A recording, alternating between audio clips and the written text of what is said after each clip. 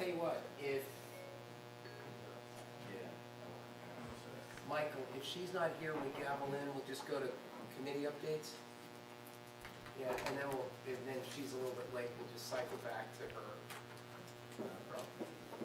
And For the Leanne will be presentation? here shortly. Yeah.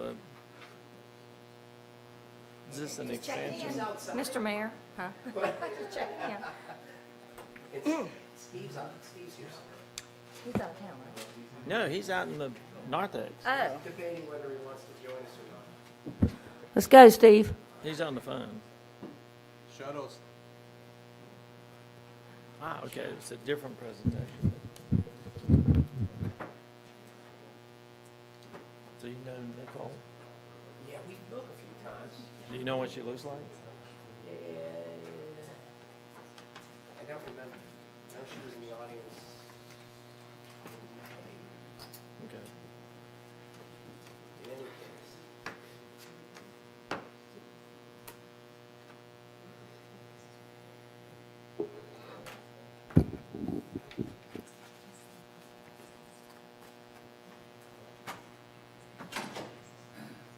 Hey, you are. We've had all, There was a Steve sighting. Yes, I was So- wrapping up some personal business in the lobby. Had to be done. that's fine. Those day jobs of ours. The day jobs. All right, let's get this going. Beginning with, I don't see Nicole Barnes, so let's jump to committee updates, Michael. That would be just fine. All right, following along with page 27. If somebody's already there. Bike and Ped, Good evening, everybody. Welcome. Thank you, and to those watching. We appreciate it. Good evening. See you guys. do you Shuttles. have an update, Leanne? Good evening. Yeah, I'll give an update. Okay. The Bike and Pedestrian Oh, Committee. you want me to go first? Please. Oh, okay. Yeah, I'm just going sorry. on the list. Yes, the Alphabetic. Bicycle Pedestrian Committee met for the first time this month. Everyone, I think, but one or two were in attendance. It was a great first meeting. We went over the bicycle plan and talked about merging it with the traffic study that we recently did. And we talked about officers and had some, different concerns that the committee members talked about. And I think it's going to be a great committee. It's just we have a lot of experience there and a lot of exciting ideas. So we're looking forward to that. Police Advisory Committee has not met. They don't meet again until August when they do National Night Out, which is in August. We have not met with the New Hanover County Tourism Development Authority because a lot of these committees, by the way, take breaks in the summertime, so we have not met with that. We did pass the budget. We did. Although, we just got notification that on the 13th of July, we have an ROT discussion with Senator Davis. Correct. Yeah. So we'll, Or, is it the 13th? yeah, 13th, Friday the 13th. And Joe and I are on the New Hanover County Tourism Development Authority Committee together, so we both go to that, and we're also meeting with Representative Davis on some issues that affect Carolina Beach, the whole county. Right. So, and that's all I have. I enjoyed the bike pedestrian committee. Yeah, Joe Dan was It was, there. I went as a resident because I wanted to watch how a committee was formed and watch them go over the basics. Thought it was awesome. Good people, great ideas. Right on. Canal Drive Committee, is studying the impacts of flooding on Canal Drive and adjoining streets, met on the 14th of June. This is a very productive 9-person committee with engineering experience almost throughout. Spencer Rogers briefed at their last meeting. He talked about tidal measurement devices, water surface elevation variations. This week, the committee intends to meet with Gil to discuss measuring equipment and an RFP for that equipment. They're hoping to get the street survey back, which I think it's complete, but the annotated imagery that shows elevations and the three-dimensional shots that were taken for that. They want to talk to Gil about back valve scheduling. That's this week at some point in time at his ability. Stormwater pump status, and then finally, based on that RFP, mentioned a recommended schedule for that equipment. And they meet again on the 12th of July, Thursday, the 12th of July at 6. Harbor Commission, that's also mine. Harbor Commission will meet, I think, on the 25th of July, Ed? Okay. Nothing significant until then, although we expect there'll be a lively discussion when that meeting takes place. Probably on the boat captains and the town marina layout. Right. Okay, great. Joe Dan, you want to cover yours? Yeah, the Parks and Rec was June 4th. Talked about some of the upgrades to the rec center, basketball, Lake Park possible designs they want to roll out that they had into the budgets. Volleyball courts.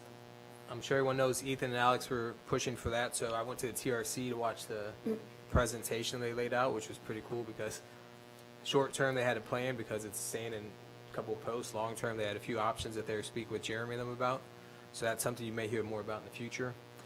The farmers market's doing pretty well, and they're going to be having a meeting with the Parks and Rec just to kind of see what everyone thinks, how everyone feels. And they just, after that, it was just basically the summer camps. Everything's rocking, everyone's doing well, and summer camps are an awesome thing. That was it for that. The other one was Freeman Park. Freeman Park hasn't met, but we had a special meeting last month, or the month before, in regards to the pack it in, pack it out, or the carry it in, carry it out. So we're all kind of bouncing ideas around in regards to this initiative that we want to look into rolling out come the end of the season. And so you'll hear more about that as we meet and as we talk with one another. We'll push it out to you guys as well as the community. We have a lot of cool ideas for that. Right on. Okay. And nothing for plastic bags Okay. yet. And operations is mine, and we don't meet in July, but we met in June. I missed that meeting, but Ron is, our chairperson is there. Is there anything you can add that we did at that last meeting? I think the major thing was the irrigation flyer. Right. A little more work on that. Justin has put the track layer that we use, put in your water, come back and tell you what the savings will be. Good. How many months of recovery you need. That's kind of the main thing. That's good. I was walking my dog today and stopped by a neighbor's house, and we were talking about their grass and her irrigation, and they don't have an irrigation meter, and she was complaining about how high her water was. I said, well, you need to get the irrigation since it's also a law in 2009. So that flyer will probably help make her decision. That'll be good. Thank you, Ron. Thanks, Ron. And lastly, but not leastly, Marketing and advertising for Chief Spivey. I'll hit my mic. We're spending the money in the budget. It's working well. Room occupancy tax rates receipts are coming in strong, so we should see a nice rollover this year. And I think that about the only thing really significant is we're trying to come up with something, staff is, to work with the Freeman Park Committee so that if they come up with a plan on a pack it in, pack it out, there's an advertising package that they can look at and say, this is how we could advertise that. great. Other than that, we're just moving right along. And you have ports and waterways. Yes, Ports and Waterway, it left wasn't listed that here, out. but Ports and Waterway is pleased to announce that we continue to get federal support for beach nourishment, and we should see a bid go out sometime midsummer and hopefully see some cost estimates to come back this fall with a program to start late fall, early winter for storm damage reduction sand on the beach this year, and that is another positive. We're waiting to hear how the state legislatures shall move forward on funding and coming up. They have a dedicated fund, they just haven't figured out how they're going to fund it yet. So that's what we're waiting on. They've got the pot, but it's empty. Yes. And Councilman Shuttleworth and I had a lively discussion at the town hall we hosted last Wednesday night where we did a deep dive on beach renourishment, coastal storm damage, and the impacts to maintain the dunes to protect our infrastructure, public and private. And I think that we got a lot of good feedback. Sir. So with that, You did. I got good feedback. You guys did awesome. It was a good. I watched the video. Did well. Thank a couple you. of residents reached out, said they enjoyed it. Well, Councilman Garza, you had asked for 3 takeaways, which is going to lead us into tonight's discussion, I think.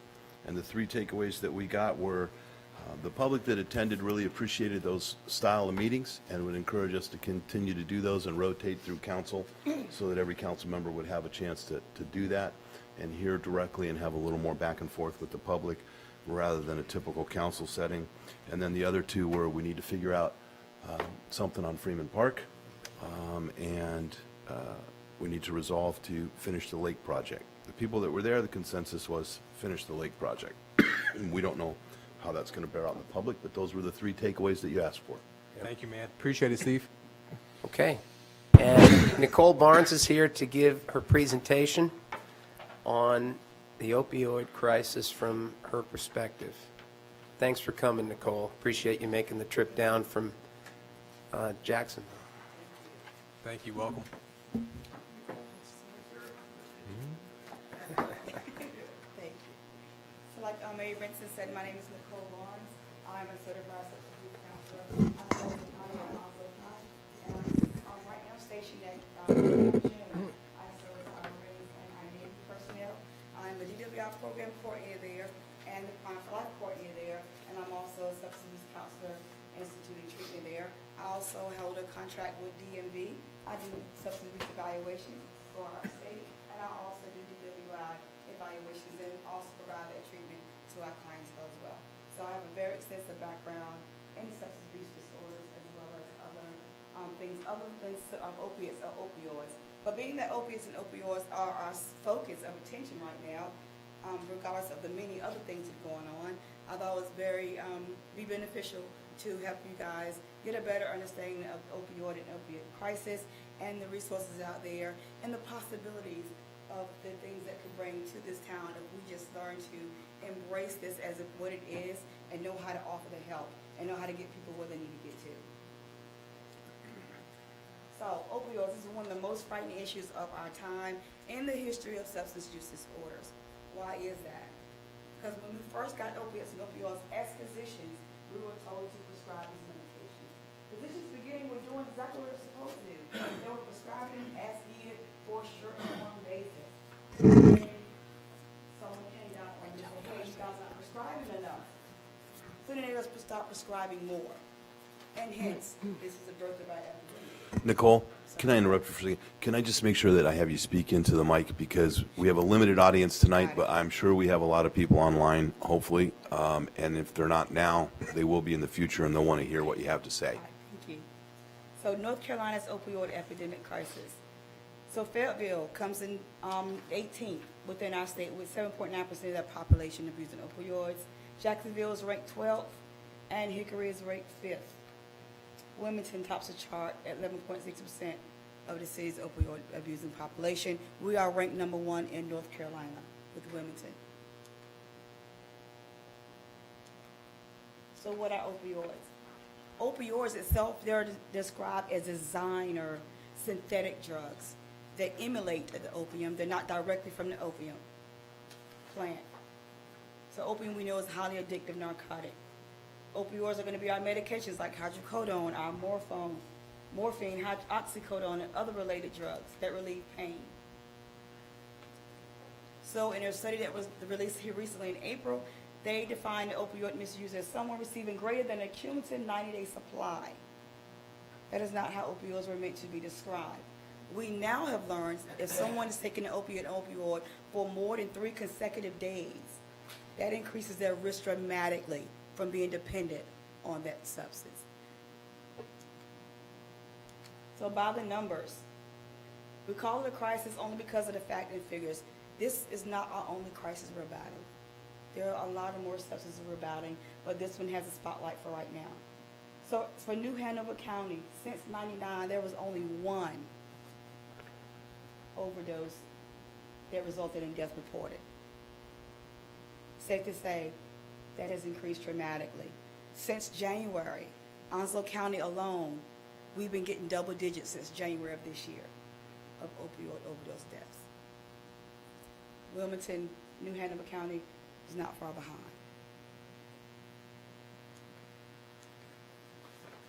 So between '99 and 2014, the fatalities in New Hanover County grew from 1 to 24.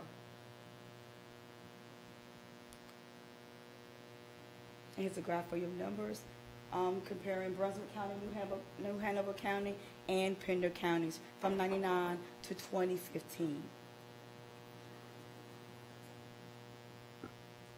As you can see, New Hanover has been leading the way for quite some time.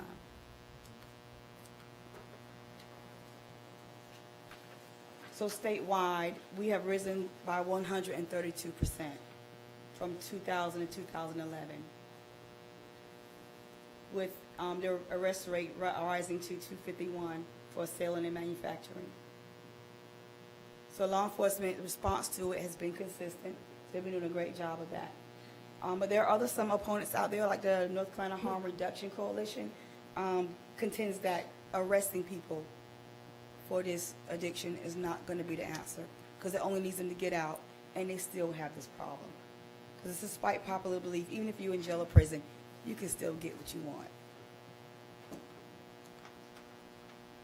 So our death rate increased by 14% between 2014 and 2015. So within the state, Wilmington area has experienced even more drastic rates.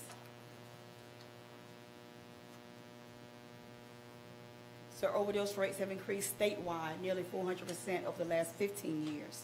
And then the Tri-County area, it has even increased more than 1,000%. That's including New Hanover, Pender County, and Brunswick counties. And those are just statistics for those based on the census from 2012. So the impact on community and the society. So it carries a $10 billion damage per year to businesses due to users not being able to work, calling out from work, or just being sick from work, or not being able to get the proper care they need. So awareness regarding the cost and impact needs to be communicated between employers, employees, as well as communities. We have to embrace this thing of community if we have any chance in slowing this epidemic down, or helping to cure it, or hopefully eradicating it. We can't do it alone as a provider. We can't do it alone just as family or doctor. We have to do it as a community. Just like it takes a village to raise a child, it takes a community to heal your citizens. So here's some of the sobering facts about opioid use according to our April study of this year. Nearly 2 million Americans are misusing prescription opioids. Which population do you think is the bulk of that abuse? It's a tough one. I know as a veteran of foreign wars, I know that vets are included in that sobering statistic. Actually, our elderly people are pushing the stats over. Because we're finding that doctors are really quick and easy to give an elderly person a pain medication for an extended amount of time. Some of them don't use it. Some of them use 1 or 2, but most of them just keep it in the shelf. And in our county, in Oslo County alone, we're seeing a lot of arrests of elderly people trying to sell this medication because their income is just not meeting the need. Like it says, sales have quadrupled of these narcotics. 259 million prescriptions written in 2012. But the abuse alone has cost our economy $56 billion. So for every death, just one death, 200 hospitalizations for one death. New Hanover County Regional Medical Center currently reports approximately 3 opiate-related health hospital visits every day. Every day. That's over 1,000 every year, more than 5 times that of entire counties, according to our North Carolina Department of Health Agency. From 2014 to 2015, New Hanover Medical Center EMT department reported 30% increase in overdose reversals using Narcan or naloxone. These are drugs that inhibit the effects of opioids. Last year, that rate increased by 17%. So that's a massive economic impact on our economy. Some more facts about it. So 1 out of every 3 prescriptions are being abused. That's 32%. This accounts for 40% of their entire money spent on opioids. So people who also use this also cost their employers twice as much in healthcare expenses. And they're more likely to live in rural South areas of the U.S., pretty much like here. They have twice as many pain-related conditions as non-abusers, like joint pain, neck pain, abdominal pain. Baby boomers, 4 times more likely to abuse opioids than millennials.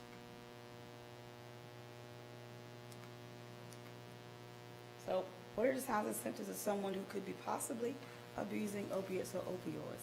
Here are some of your symptoms. There are not a guarantee that each person would have this. Why? Because we're all created different. Our bodies are going to respond to different substances differently.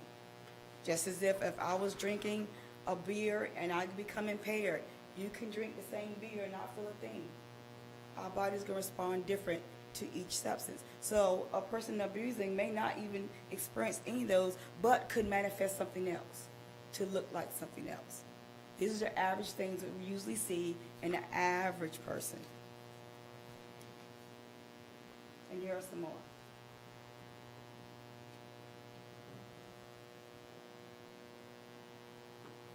So you can see those signs and symptoms really look like something else. You could easily mistake that for another diagnosis or something you're being symptomatic about or something being asymptomatic about. So the treatment options we have right now, withdrawal management, which is the term for which we all know as detox, the detox center.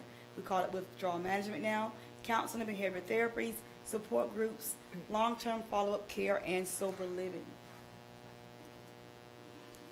So our Harm Reduction Coalition, they work to prevent overdose fatalities among drug users. So they have averaged more than 100 overdose reversals per month between January and April in Wilmington alone. Here's another act that we have called the CARE Act, Comprehensive Addiction and Recovery Act. So this bill is important in many levels because it helps us reform the way drug addiction and abuse is handled both socially and criminally. So one of the major parts of CARE is it expands access and more information about opioid overdose reversal using Narcan or naloxone. So those are the things that we try to get law enforcement to get trained on. And of course, our EMT personnel are trained on, and even some schools have been trained to use Narcan and naloxone. Because the truth of the matter is, it's not just our adults using this stuff. We have kids, 12, starting as early as 12. So the idea behind this is that people who are misusing it will be able to respond quickly and not have to worry about being charged with paraphernalia or being charged with having a narcotic that's not prescribed to them. So we try to take away that fear of if I call, I'm going to get arrested. But if I don't call, my friend is going to die. So with the CARE Act, we took away that part. So no longer does a user or a person standing by have the fear of being arrested because they're around it or they have it on them or what have you. And also this bill also provides grants for states that support education, treatment, recovery, and prevention related to addiction. So our call to action, this is what we've been trying to do. So it's very clear that Wilmington and the surrounding areas are more than just part of the national tragedy for drug abuse. The area is at the heart of it. So Wilmington is at the central of it. So the New Hanover County Commissioner, he petitioned legislatures, I remember a month ago, 2 months ago, to consider a pilot program in the city of Wilmington. So the program would be aimed at getting more of the area's opioid abusers into treatment, especially after being treated for overdose by first responders. And he didn't put a number on it. He didn't say just one, because the thing is sometimes we got to catch them when we got them. So at the state level, the Opioid Action Plan is the Opioid Action Plan Implementation Initiative. That's a new initiative that just came out this year and has been funded through the North Carolina General Assembly. So the purpose of this initiative is to implement strategies to prevent opioid overdoses, which increases access to care, treatment, and build local capacity to respond to the epidemic. So this funding is specific activities highlighted in this plan, and it'll give you a whole list of the activities that need to go on if you want to submit your application to get grant money for this plan. So the specific activities in this action plan, category A, they will fund a certified peer support specialist. Our state of North Carolina already does that. If someone who is in recovery, they want to give back to the cause, they can be trained by our state to be a peer support specialist. That means they will help others navigate their way to recovery, and our state pays for that training for those people, and also will put them to work. So number 2, connect justice. So that means we will involve persons in the harm reduction, treatment, and recovery services. And then 3, establish post-overdose reversal response teams to prevent repeat overdoses. Because our recidivism rate for overdoses is really high. Just like our recidivism rate for DWI persons is 50% just for DWI. So you can imagine what the recidivism rate for persons overdosing on opiates and opioids, if we're just at 50 for DWI. So specific activities continues. Category B, create and expand the syringe exchange programs. We do that now. They want to expand that, and we want to train first responders. We want to train community members. We want to train naloxone administration, and anyone who is trainable or is willing to be a part of this fight that we're going against with this epidemic. We want to train pharmacists to provide overdose prevention education. We want to conduct training on substance use disorders and medication-assisted treatment. A lot of people are fearful of it because they don't know about it. They don't know what it does. They see the signs and they lose it because they don't understand. They don't know what it's really there for. We want to support training and technical assistance for sites to deliver office-based opioid agnostic treatment. So the funds are available not just to providers. That's the wonderful thing about this initiative. You don't have to be a provider to implement this initiative. You could be a local government agency. You could be a health department, social services, county correction, EMS, fire, community organizations, health centers. It's endless. You could be a nonprofit organization.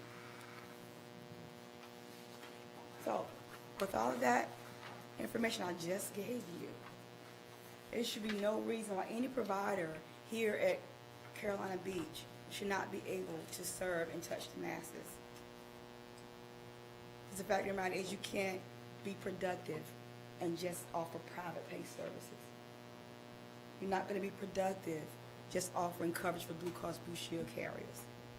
Because all of us are not covered.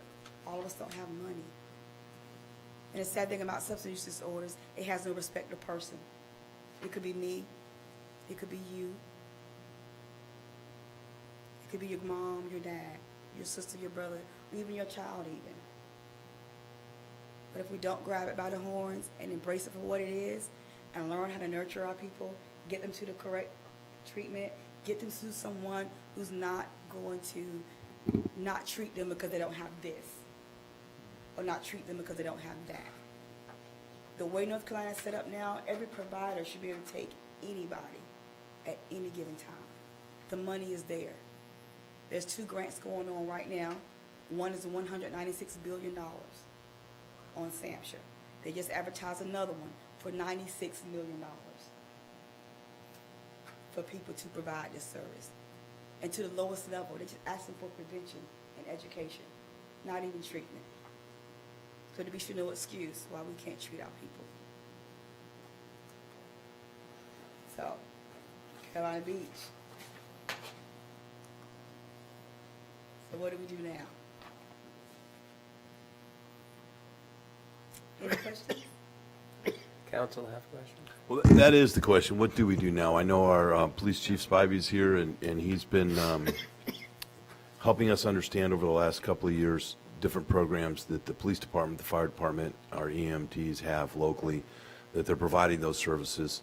I think we all approve some boxes, needle boxes, so people could drop needles. We haven't done a needle exchange, but we are, aware of the crisis and are trying to support our professional service providers Okay, we don't have a corrections facility here at Carolina Beach, and we don't have DSS directly here at Carolina Beach. What other things could a community our size do? Well, we do have a help center. You know, I don't know, have you worked much with Chief Spivey or? Yeah, he was one of my students. Right, okay. Well, we're really pleased with what he's brought to us, but we're always looking to, or at least I think we're always looking to improve or advance any additional support we can offer as a community. So, one thing I know, one of the things we do in Wilmington, we do it more than once a year, we do a prescription take back, where we have selected areas where they can drop them off. Okay. If they don't want nobody to know what they're dropping off or know who they are, we can do anonymous drops. We already have a box in the police station. Yeah, but And how many it's people want to go in the anonymous. police station? Not many. Not many. Oh, What's in the right. lobby? And it's Yeah. Well, right that's a good now, question, so- Ms. Barnes. Where are other communities doing it at? Well, for my community, I live in Jacksonville, so we have a drop-off point in Walgreens. We have one at CVS. We do have one at the police station. We have one in the sheriff department, fire department. We have one at the hospital. We have one at the health agency. So we try to put them in places where people don't mind going if they don't want the police presence. And it's a locked, it's a secured box. One of the things that has concerned a number of our residents is the amount of needles they find throughout the community, on the beach or in the parks. And so I think we went with the needle box just for a safe place to people to deposit their needles. Just wondering what else we can do. I mean, we hear the prevention is so important, education, understand that, treatment. But as a community our size, we're always looking for the chief, and I know our fire department's been very active on other things that we could do to help address this issue, certainly with our youth and prevention and education. So the needle box is great, and the more you have of them, the better off you'll be. And also have the needle exchange program. North Carolina Coalition is here. They do have a program. I think they switch between Wilmington and here. I have another student, she's part of that program, the NC Harm Reduction Coalition. So they're very strong and very adamant about needle exchange. But you have to make your presence known. Because if people don't know, they're not going to come. If they don't know what's available, they're not going to seek it out. But the more boxes you have out, they will use them. If you have a needle exchange program, they will come. Because although they are using with needles, they do know the health risks. They do know what they're risking. But they're more apt to use it if you provide it. Do you know if either already in existence or with this new program that's coming out, are there any education in our school systems for this issue? You have the school has to solicit it. I've been trying to get into the school system to do this, and you have to wait. If you don't have an inside person that can get you in, it's hard to get into schools. Especially when we have programs like DARE, that's pretty much law enforcement driven, but DARE doesn't cover what, to be honest, DARE is antiquated right now for this era and this time. Our kids are way more advanced. They're way past DARE at ages 11. They're way past that because they're making drugs. A lot of designer drugs we have now, our kids are making them. So last month, we were given a presentation from a business here on the island that works with addicts and stuff of that nature. Off the top of my head, I do not remember their name. What was that? Lorelei. Lorelei. It's somebody you may want to connect with because a few things that jump out. Out of the top 18 towns, you ultimately said we're almost 25% of them. Wilmington's number 1. Jacksonville, where you live, is the 12th. Yep. Fayetteville's 18 and Hickory's 3rd. Those are really big and they're really close to where we live. 196 billion legislative's working on. I think that's something that we spoke with Lorelei about last time. I want to say it was right around the same numbers. The elder, that's a huge thing because we have really good population, about 35% of that here. So I definitely would say after this meeting, if you could follow it with us, we could give you in contact with Lorelei because I think that's something if you guys pair up, Yeah, it's going to be beneficial for Carolina Beach as well. yeah, their concern, of course, was that they could only take the insurance, people that had insurance. This program obviously can supplement that and Yeah. help them to be able to provide the services to our kids. Because even if they And don't do adults. the initiative, our LME is Trillium Healthcare Resources. They just put out an RFP, 2 RFPs, to serve the opioid crisis as well. But you Right. just have to get in and become a provider of that network. Once you Right. become a provider, Well, it You have sounds all like the we need to funding put the two of y'all together, need. so. Yeah, I'll Yeah. take care of that, Nicole, because Lorelei and I have been talking, and the chief's involved in that as well. We're meeting again in about 2 weeks. She's going to give a proposal on what she intends to take to Trillium to petition some of that initially 15.4 million dollars block grant coming to the state. Yeah. Her intent is to establish intensive medication-based inpatient, or rather outpatient, services based on, just with the background that it had been successful in other parts of the world. The France statistic was impressive. So she's going to put that together in the next 2 weeks. We'll share that with you. Our job as council is to provide an endorsement for that, that I'll run past the town attorney and that the chief will get a look at in the next 3 weeks or so. But between now and then, I'll link you up with Lorelei Grigas is her name. She runs the CB Counseling Clinic here in the island. And I'd like to just say one last thing.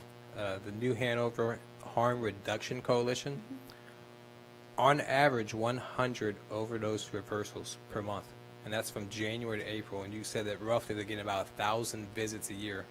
So whatever they're doing, that's something you want to tap into, because those are some awesome numbers there. Yeah. So thank you. Yeah, thanks for coming, Nicole. That's great. Thank you. Thanks. Excellent. Thank you. Good timing, too. Yeah, it is. Okay. Moving along.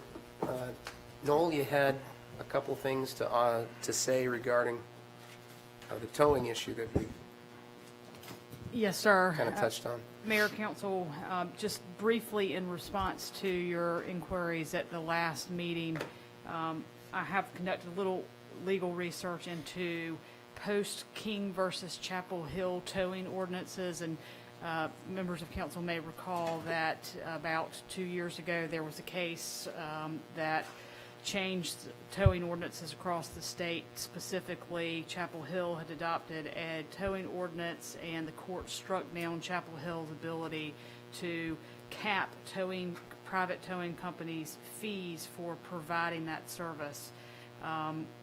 It also, in that case, prohibited towns from prohibiting a tow company from passing on the credit card fees associated that the tow company operator would endure or incur if there was a charge to a credit card as a result of a towing or storage fee. Essentially, what the court found was that towns don't have the authority to impose a fee schedule or cap fees. So towing ordinance post-King versus Chapel Hill sort of fall into three different areas. There have been two cases that are post-King that where towing companies have challenged ordinances adopted. Those ordinances were in the town of Boone and the town of Cary. There may be more, but these are sort of most pertinent to what we're discussing. The Boone case is in the Western District of North Carolina Federal Court. The town of Cary went to the Court of Appeals, and the decision came down in April of 2018, so it's pretty current. Those ordinances were upheld. It's worth noting that Boone's was upheld for reasons unrelated to the content of the ordinance as it exists today.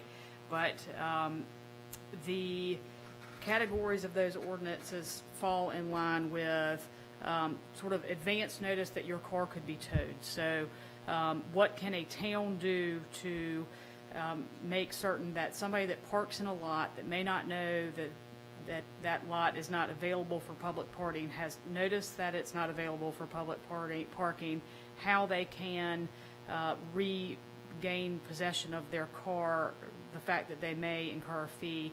And our town ordinance was updated last year or the year before, post-King, to address some of those things that are required by North Carolina statute. Those are the types of things that you see that towns are adopting. What can we do in advance to let people know? Because these are lots for private property owners where they have contracted with a tow company to to routinely go through their parking lots and make certain that residents or occupants, whatever the case may be, or have access to the spots on that private lot. So that comes down to signage and the placement of signage, the wording on signage, and you can make it more restrictive than the state statute by saying you have to place it every 4 feet, a sign every 4 feet. You can do things like that. The second part of towing ordinance comes down to post-tow procedures. So I had my car towed. How do I go about getting that? When can I get it?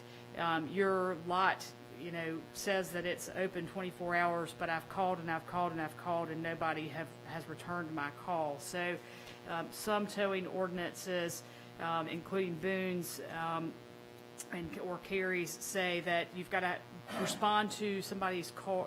If somebody's car is towed, the tow company must respond within 30 minutes during the first 6 hours and be available to tell them how much they have to pay in order to get their car. So some towing ordinances are addressing that if I don't have the funds available to collect my car or pay those fees, then you've got to allow me access to my car to get my contents. So if your wallet is in your car, you may have a difficult time, paying. Or if you took off your jewelry to go to the beach and you left it in your car and you want to get that and safeguard it, then you have to have access to it. The response time for the tow operator to actually meet you at the lot. So my car was towed. I don't want to wait 24 hours to get my car. I want you to meet me there, and so within the next 5 hours. So some ordinances are addressing that window of time that the tow company must respond to the person whose car has been towed, and also how soon after they can retrieve their vehicle. Towing ordinances also address you can't block in a vehicle in order to prevent them from removing their car from a spot once you've been called. If you are removing the car and they come, then you've got to release the car, those types of things. And I think our ordinance actually addresses part of that. The third area that you see towing ordinances attempting to address is sort of regulation of the storage lot. So the hours of operation, the proximity to the town limits, the signage that's available at the tow lot. So I look in the parking lot, I see that my car's been towed. The sign says they've complied with the first part, which is the signage requirements. I know that my car was towed by A, B, C, D, E. I don't know what towing companies are, but I want to make sure I'm not calling one out. Towing company, and I call that number, and I see their voicemail tells me that they're open during these hours. Just to get ahead of it, I Uber over to the tow company, and there's a sign there that says there's a 24-hour call number that maybe isn't on the sign, or this is what you need to do in order to get your car, or these are hours of operation. So sort of the post-tow, my car's been locked in a storage yard, I need additional information, including one ordinance actually has some requirements that the tow company that has your car provide you on the receipt that they give you certain information that will give you the name of the driver that towed your car, the specific reason for which your car was towed, any photograph that might accompany that tow. Here it is clearly blocking 3 spaces, perpendicular to the tow lines, whatever the reason may be. So they also have that. And some ordinances, I think it's Cary's, it's Boone's. Boone has a requirement in their ordinance that the tow company operator actually give them information on how they can appeal the tow company's ticket. So from a town standpoint, their property owners who are contracting with these tow companies are doing so because people are parking in their spaces, and that's a property owner right to have parking. If you're an owner of property, you don't want somebody parking in your lot, and you should be able to access your space if it's a reserved space or whatever the case may be. There are some due process requirements. Those are already built into our ordinance, I think. But areas where the town could potentially, and I'm not certain what complaints y'all are receiving, and I'm happy to hear from y'all and take notes and come back with something, or work with the police chief or Captain Humphreys or Ed. or Michael to come back with something that addresses your concern, if we can do so. I think that one thing that we really need to make certain we're doing is in enforcing our ordinance as it is now. So tow companies that have signs or property owners that have signs are supposed to have a sign permit. And the reason for that is we're supposed to be able to go through our ordinance and check the box and say, your sign complies with the ordinance, which means it complies with North Carolina law. The second part of that is the police department is supposed to have a copy of the contract or a property owner's consent on file that says, my lot is, my parking lot for my condo is at ZYX address, and they can just easily, without having to get in the car and go over there and see if there are signs there, pull up and say, oh, this is a contract, they have a contract with this, you can get your car there. We need to make certain that, and I think there have been a few minor issues with that, and I'm happy to work with staff to address those, but we do want to make certain that we're using the adopted ordinance and enforcing it to make certain that we are getting the information that we need, so that when those citizen complaints come in and they are misdirected when they come to the police department because it's a private property owner that has towed their car, that we have the information available to them to make it as easy as possible to reclaim their car. When you reviewed our ordinance, did you see anything that you felt like needed to be changed that's similar to what you found in those other communities? I think if I had a better understanding of the complaints that y'all are hearing, it's my synopsis is there's pre-tow, post-tow, and storage lot regulations. That's my language basis on the cases and the ordinances that I read. We addressed most clearly the pre-tow, the advance notice. This lot is, patrolled by this company, and you will have your car towed if you park here. I mean, I think the town has done a very good job with its signage requirements in the ordinance. We do have some of the storage lot regulations. You can't be. Do you more want to than give us the short and skinny on that? Real short and skinny. So you have to have your signage. Yeah. And how far away can the storage lot be? It's 15 miles if you have a lot within the town, and it's 25, and it can't be without, 25 if you don't have a lot within the town, and it can't be outside of New Hanover County. I'm pretty sure those are requirements. I'm pulling it up online. So no further than 25 miles, is that what you're saying? in the Yes, county? some towns are more restrictive than that. They don't allow the 25-mile. That's a long way. The 25-mile distance, they limit it to 15. Those towns may be towns that have 25 tow operators within a certain proximity. I mean, Boone is a college town, obviously, also a tourist town.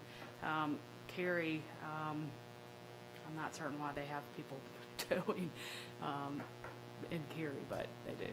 And does a tow company have to be registered in Carolina Beach or not? We're supposed to have a contract, so we have two different components of that, and I think that is one thing that we need to go ahead and make certain that the signs are in accordance with the town's ordinance, and that the contracts or the property owners have informed the town that their lot is being monitored by whatever tow company. And I agree with you on the signage. I see signage everywhere. I just don't know what I do hear complaints, about people saying I had to go to the other end of the yard to get my car and things like that. And they're supposed to be open 24 hours. You should be able to access your vehicle 24 hours. Is that how ours is? I don't know that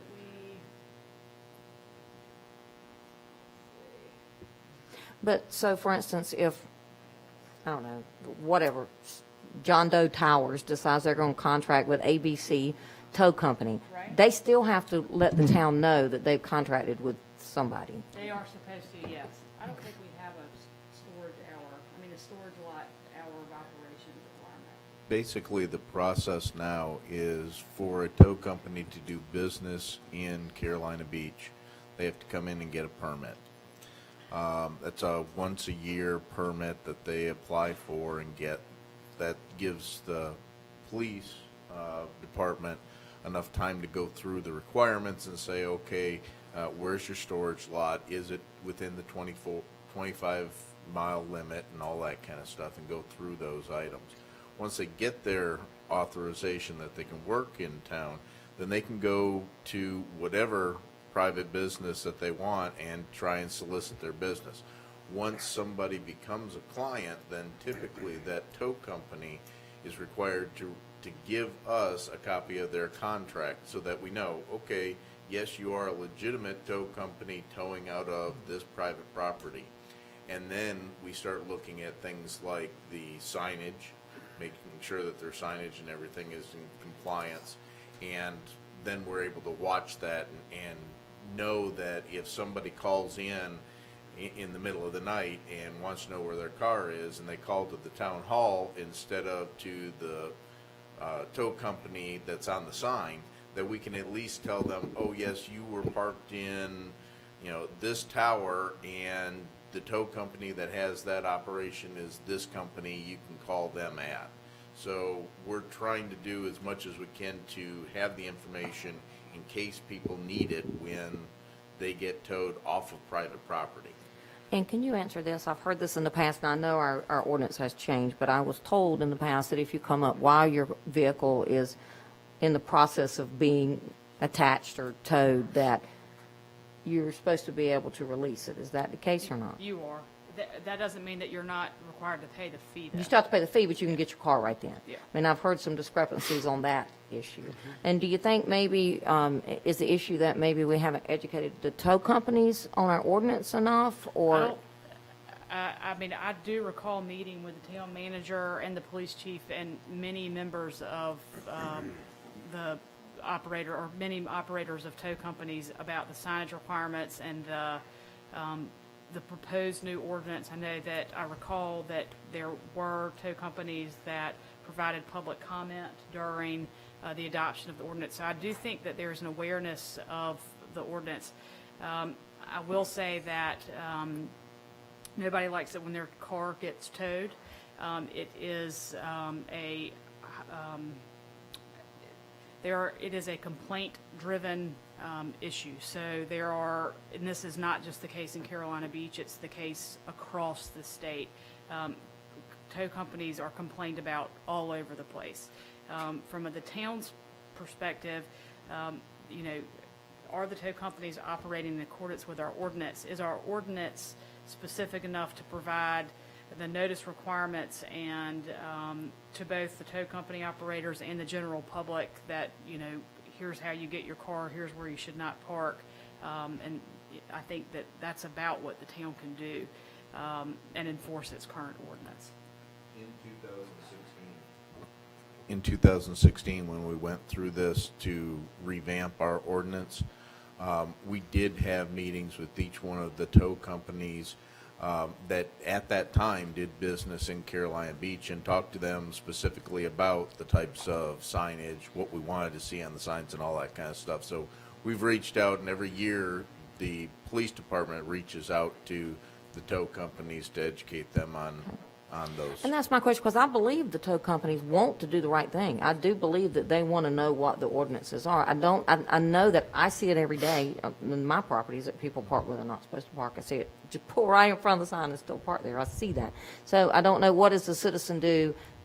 Do they complain to town hall? Does town hall have any recourse if they are treated badly? I think that the question is, what's the complaint? So when we looked at the signage requirements that were adopted by council, one of the things that is included in our ordinance that you wouldn't see probably in another town's ordinance in regards to signage is a specific statement that says that that this lot does not accept town parking permits.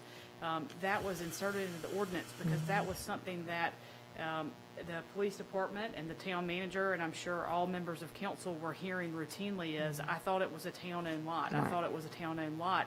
And so without knowing what the complaints that are rising up. At the meeting 2 weeks ago, the resident came in and he felt it was predatory, and he also felt that the post-tow process afterwards was a huge issue.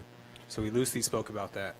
In the 2 weeks since then, there's been an abundance through social media that a lot of residents have spoken in regard to the same 3 issues that you just outlined for us, for several tow companies that are used here. So my first question is if it's an application that's renewed every year, do we make sure that they are in compliance?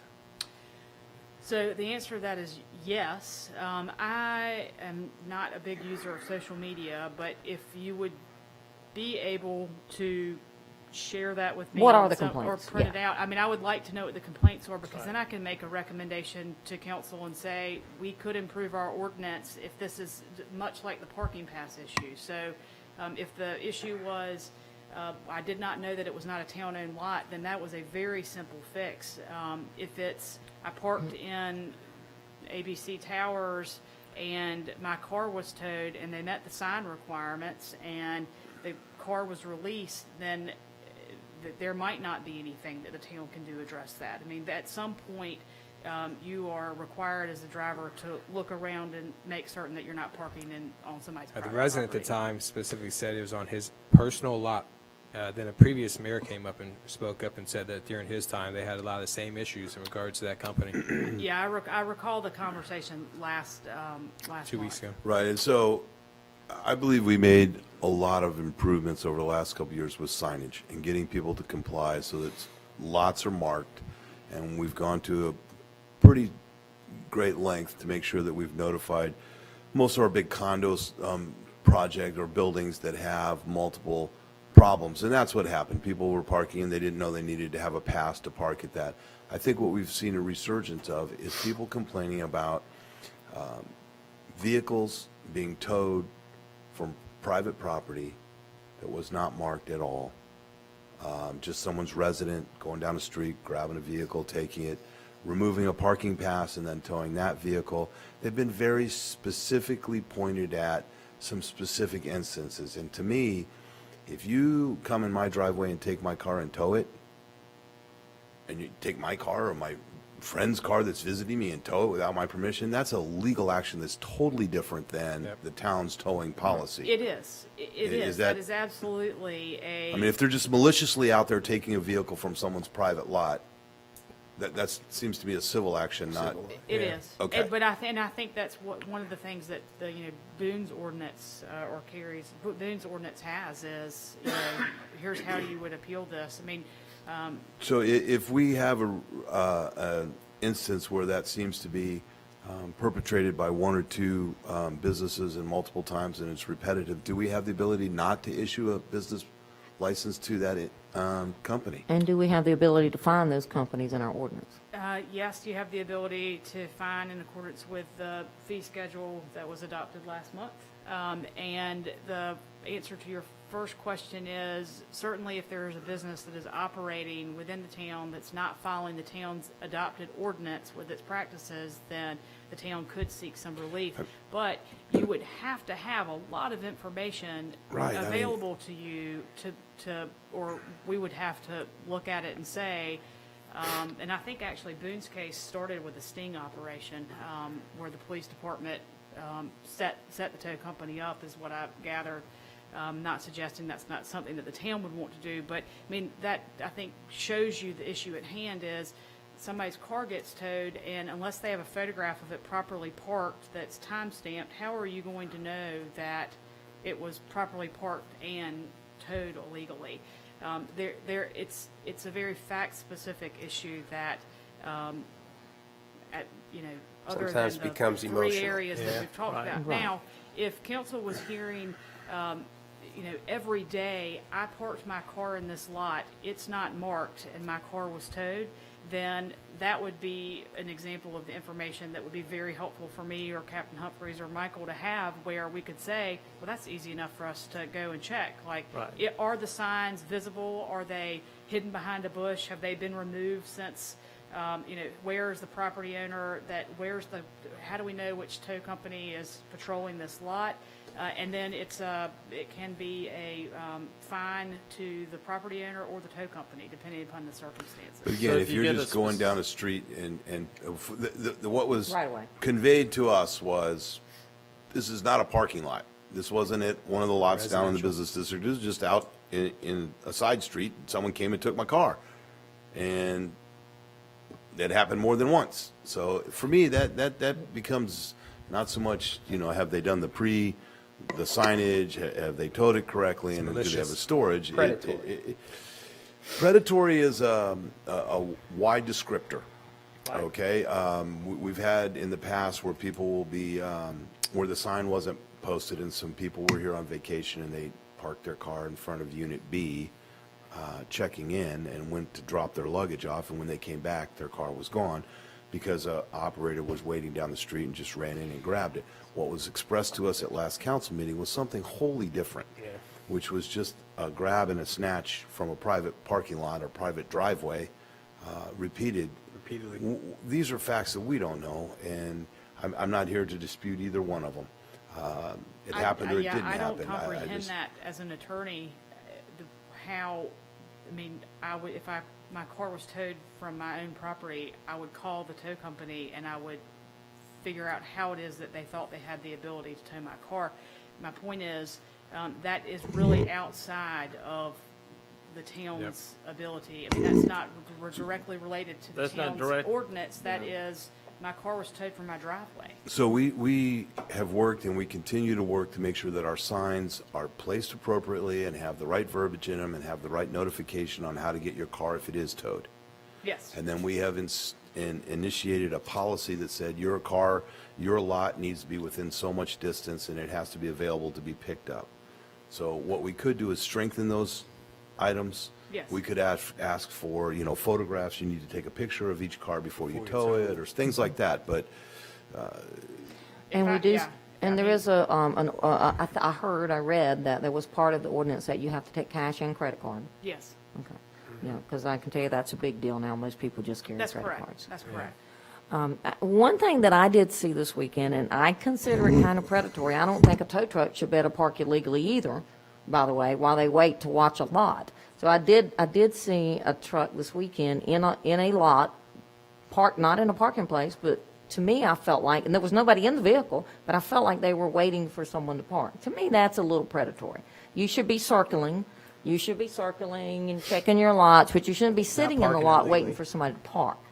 And I did see that, and I was like, Well, Yeah, I mean, I get what you're saying, but if that's a private property and they have told And that was that a tow public lot. company that they can, it was a public property, yeah, I see what you're saying. If Yeah. it's, ABZ, the. Fins. Yeah. Let's just say, I'm trying to name somebody else, But, you're saying they could sit in that lot because they have permission to tow from that lot. But if it's the town of Carolina Beaches lot or a public access, you shouldn't park there.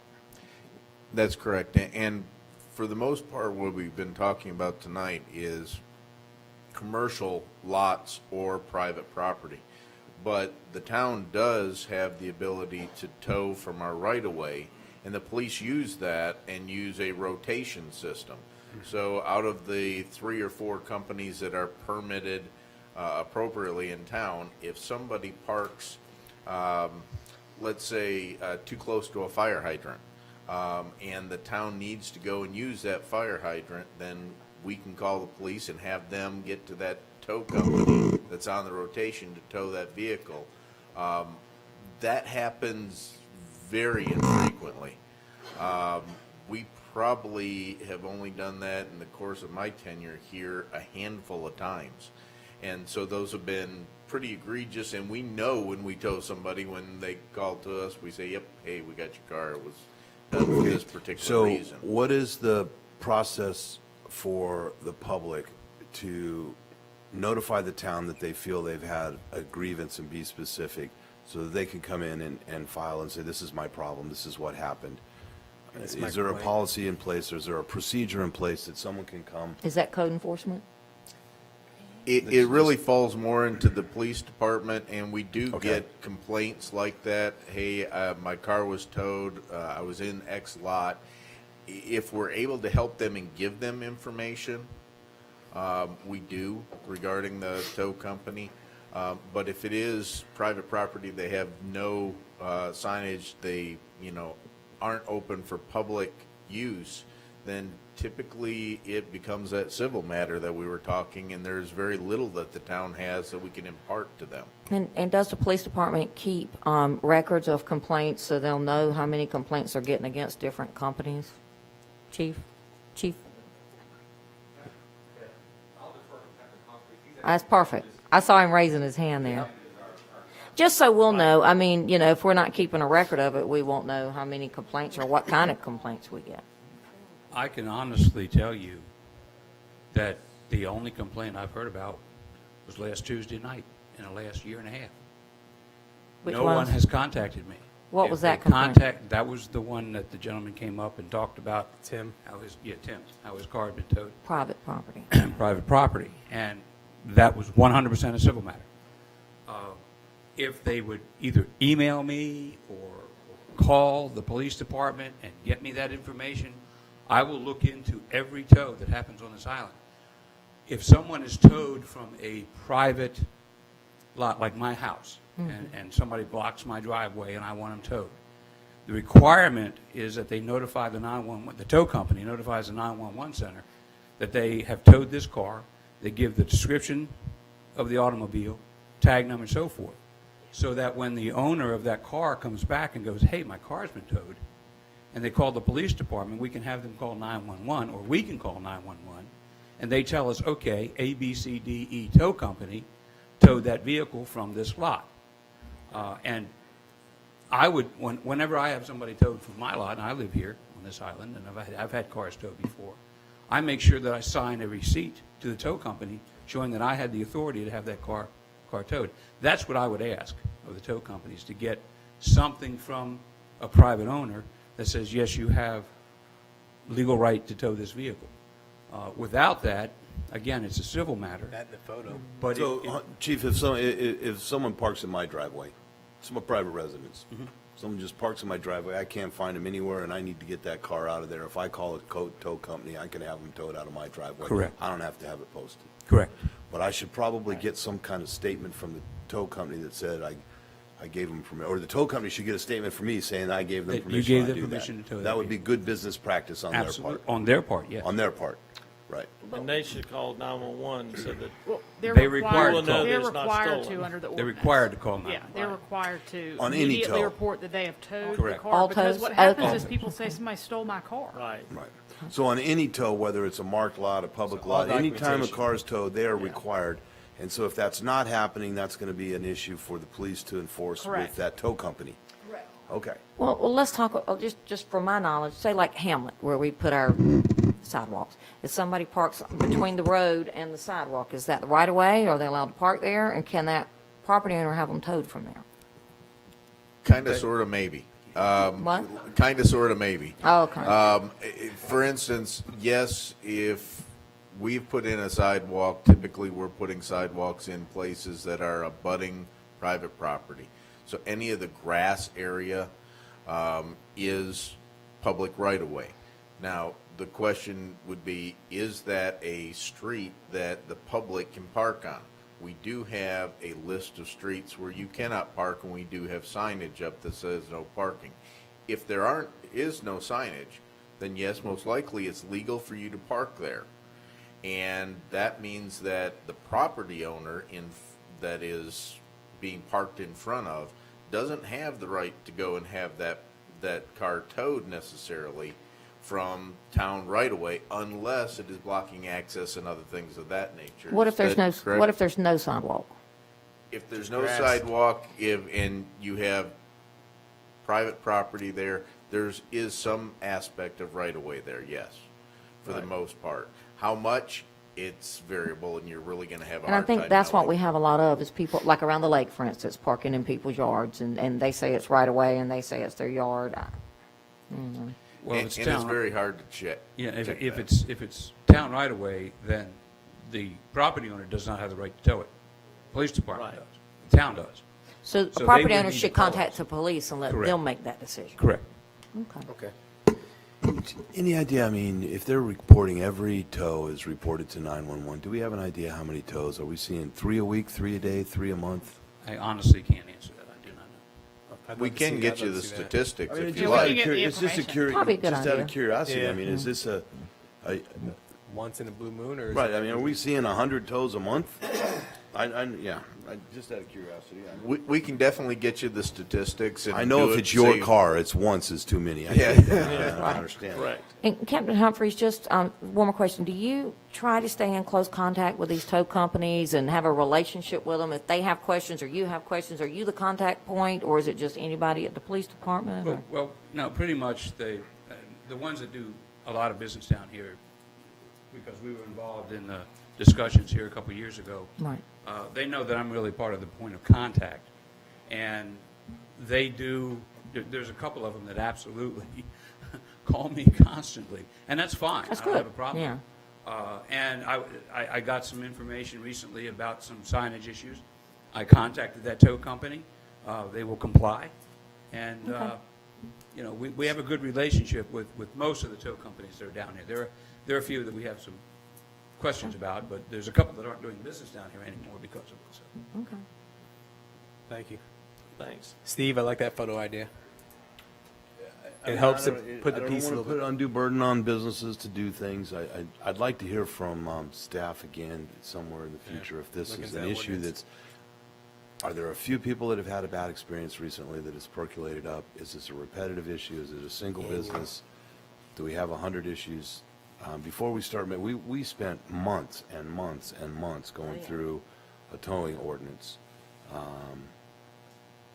So, And I think we did a good job of it, and it's a well-rounded ordinance. We can definitely bring you back some statistics and let you know, hey, this Right. is what we've seen, and this is where we think we could go if you wanted to go in that direction. Right, and I think taking the picture, although it may be a somewhat burden to the business, it also provides them evidence that this car was in this shape when we picked it up. Not anything's done to it, and I would think that'd be a safeguard for them. Right. And everyone has a cell phone. And everybody has a cell phone. Let, we- let- every day. and let me close out the topic with, as recommended, Noel, if you can address the gaps in our ordinance on best practices from some of these other communities, that would be real good. Okay? And then, Michael, you and I talked about the 3 companies that the town contracts with.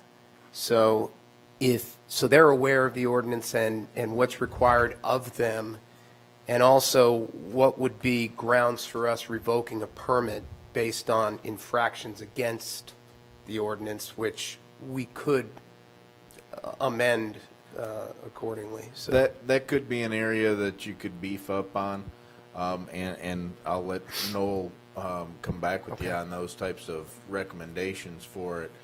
But yes, right now I think we have, is it 3 or 4 that is on our rotation? 2 on the rotation. But there's a total, do you know of how many registered on the island? What I have is 4 companies that have complied, or 3 out of the 4 have complied with the ordinance. So that's not a lot. Well, I don't know about the one that hadn't complied, but it's, And I don't know, like, for example, if private property owner can call any tow Oh, company yeah. with yellow pages and get that vehicle towed, so anybody can tow down here. It's only the contract tows, Right. the places, the condos, the businesses that have contract tows that we have business with. or we have- and it's important to me, just as a citizen, that you have a good relationship with them, and you can call and say, hey, you know, you might want to, we got something going on over here. Just that they work with you and you work with them. That's really all that I think. Okay. Good. Is the Okay. one company that you don't have as much because they're new and they just haven't? No. Okay. I've spoken to the contractor. right. I just wondered. Thank We, you. we discussed them previously. Okay. And just encourage our citizens then to call the police department if they want a car towed. And then you make that The call. word out on that for sure. Thank you.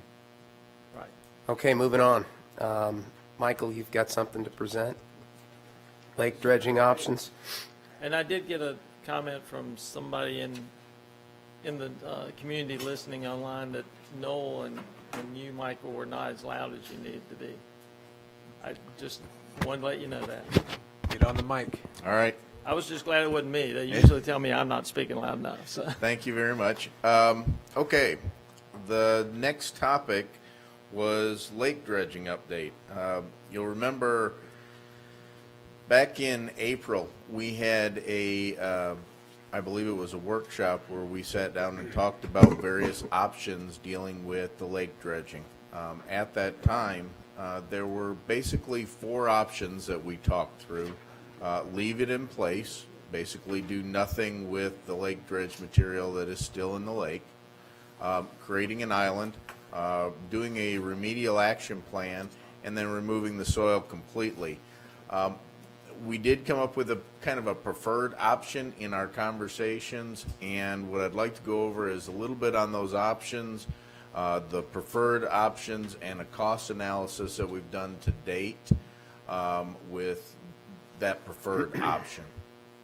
So basically, like I said, the 4 options that we had talked about, the leave it in place was the one that the staff had recommended. Basically, not performing the rest of the dredging. Although we may not have reached the full goal that we wanted, it would be the cheapest alternative and the easiest from a permitting and regulatory aspect. The creating of a new island, Mayor, I think you're the one that had mentioned that to us, and we did a little bit of research with that with our engineering firm, and basically we determined that there would only be a benefit to that of about 9,000 cubic yards of material. So really the cost associated to that I gave you in April really made that an unpalatable option. The other was the remedial action, or the remediation action plan. That was an option that was given to us by our environmental engineers that said that you could go through, and that they had had success in other locations going through and working with the state to try and remediate the arsenic, basically breaking it down into the soils and dispersing it in the soils, and then having it treated and removed. The problem with that option was we really don't have the space for that. Since Matsu is not interested in us utilizing their property for that purpose, there's really very little large property that we could do that type of remediation. And although it's been done in other places, it is highly unlikely that the state would allow us to do it. And the permitting on that would be long at best. So that really wasn't a palatable option. The last one was actually removing and finishing the project in one shape or form. We also talked about where we could put that material. We basically came up with a couple of different options. Either it could go to the town property behind the Loran station off of River Road, New Hanover County landfill, or the Sampson County landfill, where some other hazardous waste type products go. Now, our products don't have to meet that type of a standard. The arsenic levels are high in industrial levels, but they can be taken by New Hanover County and other landfills that are permitted for that type of an activity. So that was basically the 4 options that we talked about at that time. And the preferred option was really just sort of our conversations was, well, we would really like to go and finish out the project and get the full benefit of what we wanted to accomplish for the project. In order to do that, one of the main steps there is to come up with that disposal location and either have development costs associated to a disposal location, or know what the tipping fees and the hauling costs would be going to one of the permitted landfills. And then the other side of that is the excavation and actual moving of the soil from the lake to the disposal location.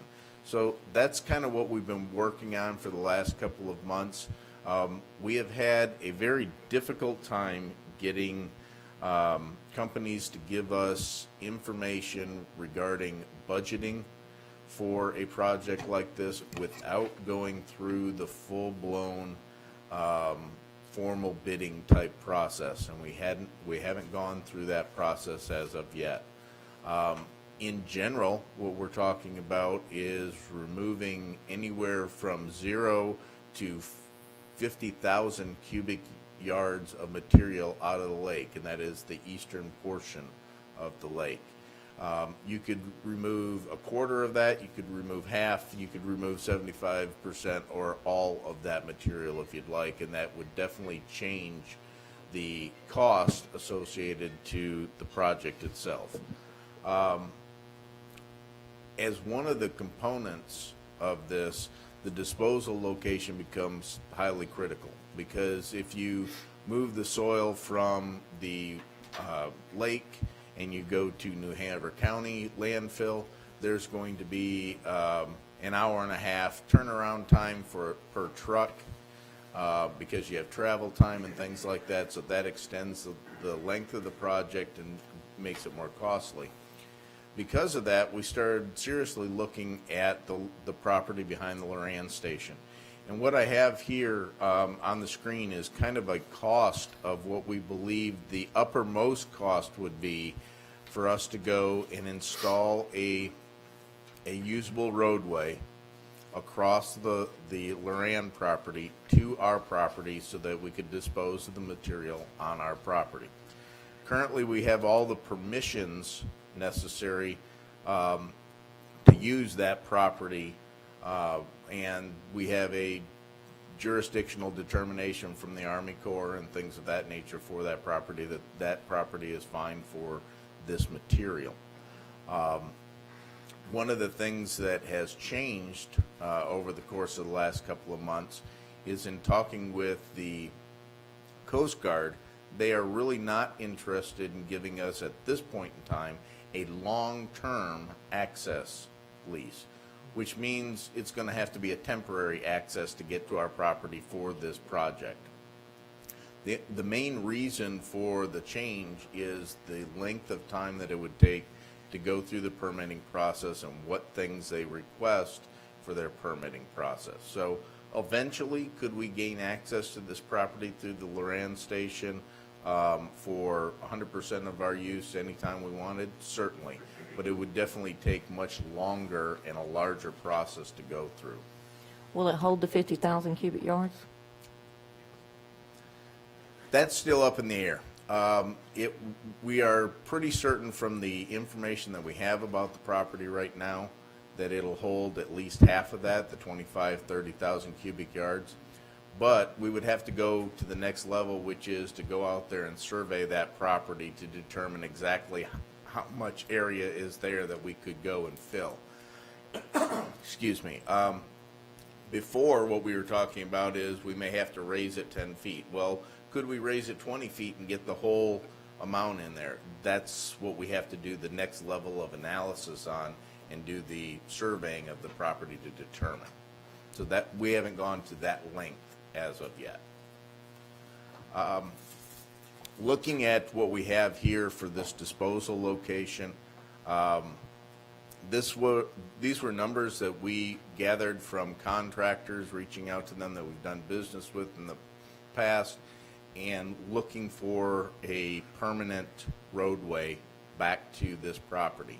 And when I say permanent, I'm talking about gravel, not concrete or asphalt.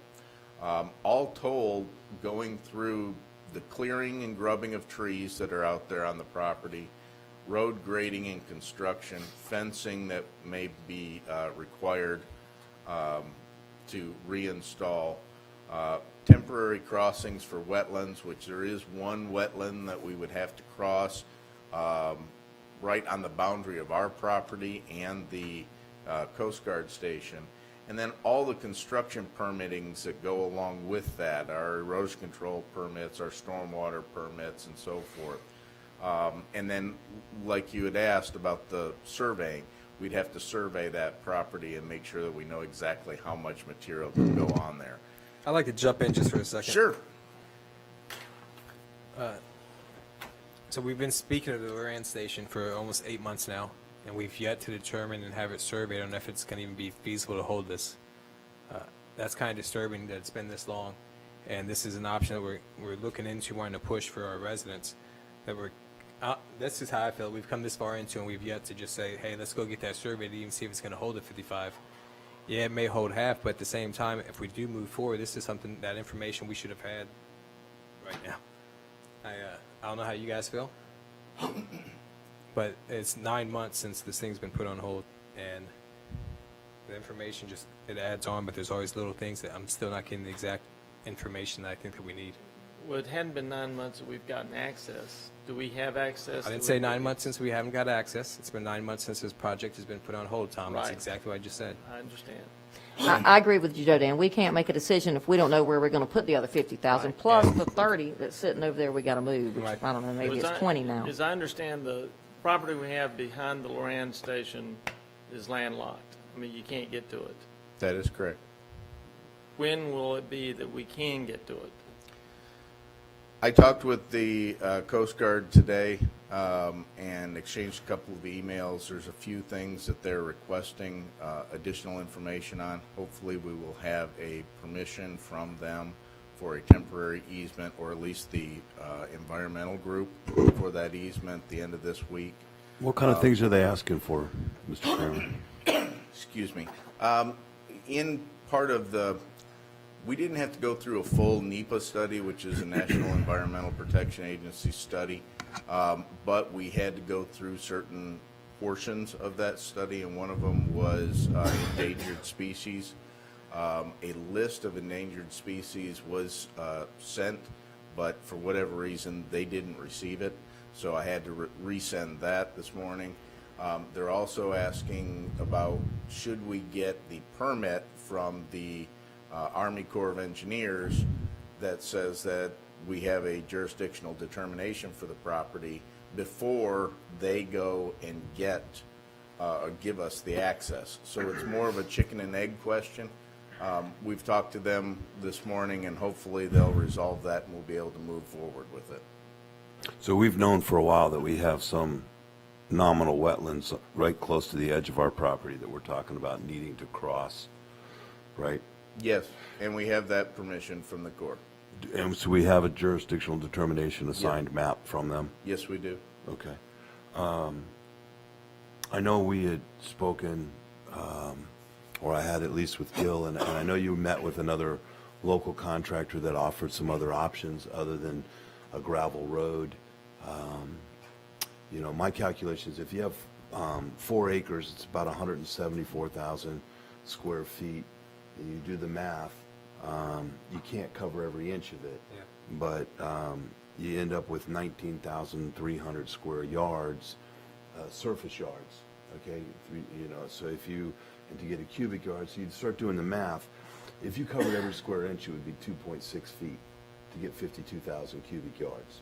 So if you went 5 feet, you could do half the property. Okay, or 10 feet or 15, like You're right. across I the mean, bridge. you wouldn't be anywhere near 15 feet high Yeah. on anything substantial on the property. I think what the managers talked about is, do we need to clear all of it? I think there were some options, Michael, you had talked about. Do you have an estimate updated on the 186 that's lower than this on some of the things you've talked about? We've had several conversations with different contractors about, okay, now that we know that it's going to be a temporary road, not a permanent road, can we do it for less and get the cost cut for the roadway done? We believe we can cut that easily in half.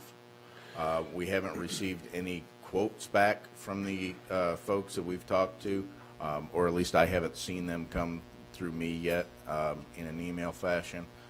But that was the general idea, is that if we could do this and spend, you know, half that amount with the permitting and the wetland crossing included in there, then that would be probably more accurate.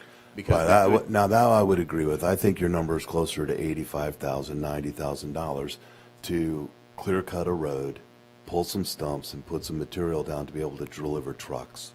And we've been talking to them about various options of doing it, so we don't necessarily need to pull stumps and things like that. Since it's a temporary road, can we just cut them flush and put mulch over the top of them? Do we need to have fabric? Well, some places we may want to have fabric. In other places, it may not be necessary. And that's really more of the call of that contractor when we put it out. Right, I mean, if we went to a contractor and said, your job is to move this dirt to that spot, how much will it cost? It's up to them how to do it, right? I mean, if it's a temporary, we're talking about a temporary easement, they're not gonna let us have a permanent road. So it's a temporary fence, it's a temporary easement. Your job is, as economically as possible, is to get the dirt from this spot to that spot. And really what we're looking at is splitting this off from the actual dredging project. Right. And the reason for that is because, as you can see in the timeline, we can have this property permitted and the access road in place by the end of October. Right. And that would make it so we have everything done so that when we start dredging again, we could dredge and move the material. Now, when you're talking about temporary access, do they expect us to remove it and return it to its natural state? Yes, and depending on how we go and put in that roadway and what we do will Depending on how dictate much some it'll of cost that. to undo it. For instance, if we put down no fabric and we just put down wood chips, Right. that's an organic material, it's possible they won't make us take that back up again. Right. But will they require us to plant trees? Yes, I'm pretty sure they'll require us to plant trees. So we're gonna have to count trees and know that we cut 100 trees and we need to plant 100 back. So yes, there's certain things like that that we'll have some grace on in that regard. And that'll add cost at the back end. Yes, a little bit, yes, it Right. will. Okay. Just clarifying. So the numbers that I'm showing you here is full-blown if we were building a gravel roadway that we would use all the time. But our guess is that we're going to come in at least half as much on this cost to just have the temporary access. When did we find out that we were only going to be granted temporary access? About a week ago, after our last meeting, where I called to clarify that we wanted permanent access, and they said you don't want to go through that and get it in the same time frame. But the only reason we wanted permanent access was we talked a long time ago about maybe using this as an off-island staging area. Yeah, it's Right, not so we a, don't really need any permanent access. it's not I a mean, gotta have for Right. this type of activity. It is more of a nice to have if we wanted to. Right. It'd be a good way to store stuff so we wouldn't, as we get limited space, it gives us so we don't have to be on the island having a big pile of pipes and stuff. We can have it off on. Right. Yeah, okay. And I'm pretty sure that the email that I sent to council was about a week ago when I found out about Right. it. Okay. So that is some of the information regarding the creation of the disposal location. The other side of that is the actual excavation. Once again, this has been very difficult to get any information out of contractors because they want to see all the I's dotted and T's crossed in a bid document to really feel comfortable with saying, yes, I'm going to guarantee you a cost of X dollars per square yard or cubic yard. Although we've asked them and not really received very much in return, what we've done is use the best information that we currently have at this time. And that is what the bidders, when we did the entire project, came in at for a cubic yard of material. So we had 3 bidders at that time, Carolina Marine, CWC, who was the contractor that did the work, the beginning portion of the work, and TA Loving, and you can see their cost per cubic yard there. The total amount of material that's left that we could take out of the lake is the 50,480 cubic yards. We started with a rough estimate of 83,000. We pulled out about 33,000. So we have that 50,480 left. And if you extrapolate the costs out, that's the estimate that we get using those bid numbers that we've had. For going through the next phase of the project for construction prep, bidding services, surveys, and contract administration for the project will be an additional $76,000. Okay, so, Michael, if I might be able to ask you a couple of questions. Certainly. On the $26 to $44 a cubic yard, What did that include? What were they supposing they were going to do for us for $26 to $30 to $44? We did not tell them how to dredge and tell them how to do their job, just that we wanted 83,000 cubic yards of material removed from the lake at a 6-foot depth, and that material would go to the wastewater treatment plant. So we gave them very little in the way of details about the job.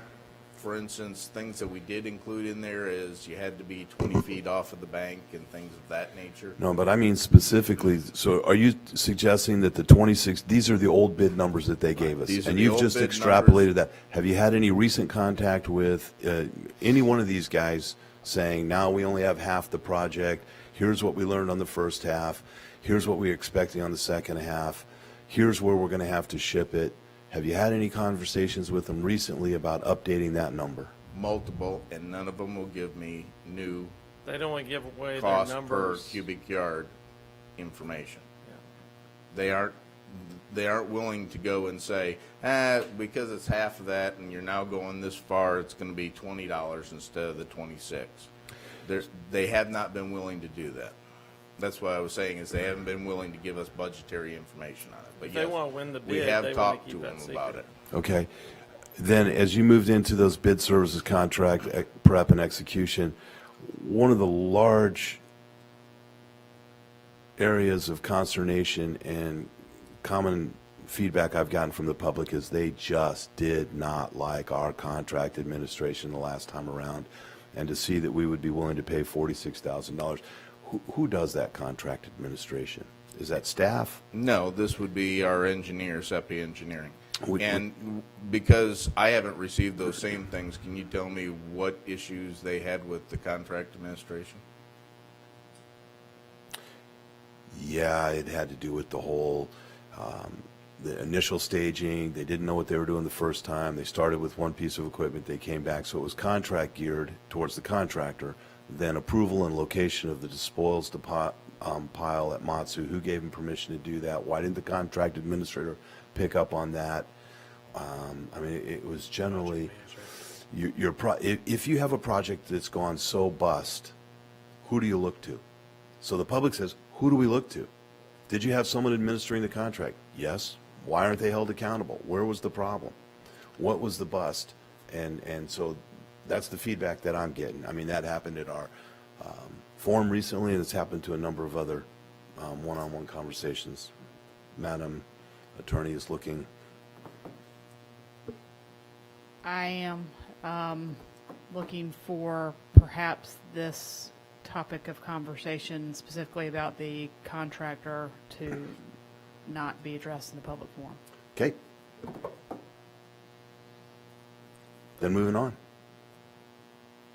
Other questions while we're on this slide? So the estimate cost is just a shot in the dark because they are at the point of getting us any information. That's one way to put it, yes, sir. Mr. Manager, did you have any success in a conversation with any of the permitting agencies about doing a cofferdam and revising the methodology of removing the material recently? Yes, we did. I talked with the Army Corps of Engineers regulatory supervisor. Basically, the permit that we currently have for dredging the lake does not explain means and methods, which means we could go and put a cofferdam across the middle portion of the lake, and we could go and mechanically dredge with the bulldozer and excavators and things like that, the material. There isn't anything in there that prohibits that. We would just have to make sure that, one, it doesn't drain associated wetlands, and two, that we are taking care of the fish and crabs that are in the lake. Now that we've actually done, half of the lake, it is much easier to do that process, because before we had to find a place to remove any fish and crabs and things of that nature. In this case, we'd be able to put in a cofferdam and toss them basically over into the Right, so aqua. that's, originally the concern was that there's the big wetlands area within the lake itself where all the cattails and the vegetation is occurring, and my understanding was they didn't want us doing a cofferdam and drying that out. So this time, if we could, since we've dredged that end, if we put a cofferdam in the middle and basically create a bulwark, and you can drain half and leave the other half with water and all the aquatic life, and it could change the methodology dramatically. I know that in talking to Gil, he's concerned that there may be a soft bottom out there, and the last thing you want to do is lose a excavator into the middle of that that just sinks forever because of the weight. But, I mean, to some degree, you have an 80-foot long reach backhoe that can go pretty far out there. So at what point and we've been working on this for 9 months to go to Councilman Garza's question, at what point do we get some kind of redesign? I mean, if we can do these kind of things, we're now almost July, and we just don't seem to be, what's the process to get there? Several months ago, back in April, when we had this conversation, one of the things that I gave as a recommendation is, if you allowed me to spend the money on doing the surveying and the bid documents, we could redo all of that and have it prepared for the summer.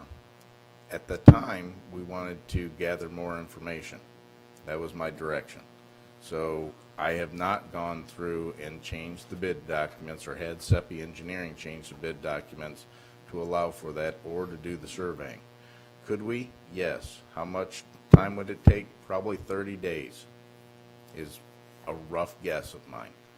How much money? My guess is preparing the bid package preparation and the phasing services is under $5,000 if you look on the screen. The surveying itself for the site was on the previous screen, and that was gathered into the $26,000. So roughly 30. Hey, Michael, going to the do-nothing option, Yes, sir. could you come up with some costs to improve the banks, to prevent erosion, and to deal with the algae? What would that cost us? And we'll include that into the do-nothing option when it comes to a vote. But that's always an option.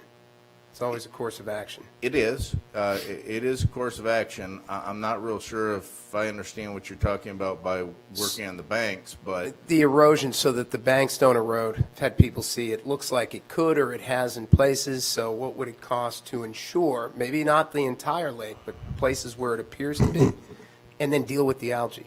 and for most of that, we would have to armor it, which would require some sort of a permitting from the Army Corps of the state. Okay. But I can definitely check into that. Currently, we armor sections of it or pieces of it that fail or have stormwater issues around them, that we have rivulets going to them. We don't really rip-wrap and armor the entire thing. You could also go and lay the slopes back 3 to 1. Now, that takes up more room on the actual property, and it may get into our walking path, but that is one way that you can handle Or that vegetation that could stabilization. capture. Michael, it seems to me that in previous drawings, just prior to your arrival, that management had come up with a plan and identified 3, 4, 5 small sections of the lake that the Corps and everyone had agreed we should rip wrap. There was a couple options. One is doing some kind of bulkhead. I think the general concept du jour at that time was putting down riprap on a couple of sections that get erosion. And that's, while there is some expense, it's not nearly what putting a bulkhead in is. Right. It's a fairly common practice, and I believe the Corps and everyone were on board to allow that to happen. It wasn't a rip major what? undertaking. Riprap, it's just the large concrete rocks that prevent the soil from eroding. And I don't believe the regulators had any problem with that. Michael, could you address, if you know why, I was out there Saturday, and I got to say, the algae is worse than I have ever seen it. And do you know why it's that way? I've never seen it like that in all the years I've The been aquatic vegetation blooms mainly because of the heat and the depth of the water. In the case of the east side, we have probably a foot, maybe 18 inches of depth of water in there. So the water gets very hot, and that fuels that growth. We have been putting down the things that I had mentioned before, called copper sulfate and things like that, to try and kill the algae itself. that only works limited amounts. Now, there are other chemicals that we could put in there and truly kill off those. However, they could have a negative impact on the fish and the wildlife in the lake itself. So we haven't gone to that extent in the past to do that because of the location and the interest in the wildlife. Have you looked at a filtration system that filters, like you do a small pond? The same, I'm sure they make it for large places like that, that filters it through like a black light and the algae dies and sinks to the bottom. There are many different things that you could do for smaller ponds that you really can't do economically for large ponds. This is a 11-acre lake, so we're talking half of it is covered in that algae. So the practical applications of using that are I guess very I'm wondering limited. what has changed to make it that way after we dredged that wasn't before. We haven't dredged that side. Yeah. Right, but I've never, it is bad. It I is. agree with all the complaints that we're getting, and I just don't know dumping chemicals in it's the answer. Well, and I don't know that it is really any worse than it has been when I've been out there. I've been out there before we started the dredging when the stormwater guys were cleaning it out. And yes, that same mat vegetation is growing about the same rate. I think it's more evident right now because you can see a defined line. You can see where we dredge because it's nice and clean. But on the side we didn't, there's a defined line there and that there's a lot of vegetation. And it has been a hotter June. I saw in the weather report there were 13 days over 90 and above compared to only 4 last year. So if heat's a factor, that would hurt. So Somebody ba- has sent me a text that says that tilapia will eat it. Or grass carp or. There you go. Yeah. I think there's too much for them to eat. The other item that I wanted to mention is if you just look at those cost estimates, including the engineering services that would be needed for the contract, you're looking at somewhere in the $1.6 to $2.5 million. And that's just from the cost information that we currently have And that's roughly on top of what we've already done. And I'll kind of show you that in just a second if you'd like me to keep going. Yep. One of the things that had been brought up is what's it going to cost us to remove the material from Matsu? My preference would be it would cost us very little in trying to give away the soil initially so we don't have to move it twice and get it off the property. At the current point, what I've done is gone through with 3 different options here just to give you an idea of some of the costs that could happen. One of the things that we've been asked to do by Matsu is to remove the material off the wastewater treatment plant proper and put that material onto the old spray field. Then, at that point, they would give us 3 to 5 years to get rid of that material. Since that time in October when we were given those guidelines, I have called and contacted Matsu repeatedly asking where the permits are associated to those plans so that we could take what they put in writing and know exactly what it is that they want us to do and what time frame they want us to do it in. We have not received those things as of yet. This morning I mentioned it again in another meeting to our Matsu friends and said, hey, where is this? And they were going to check into it. It's coming through the Savannah office in real estate. So hopefully we will have some of those descriptors. But what we're looking at is if you move the material from this area here at point A where it is on the main wastewater treatment plant proper, they would like us to move it approximately 250 yards over here to this B area, which is the disposal area that was the old spray field. Excuse me, I'm sorry, I clicked a little bit too far.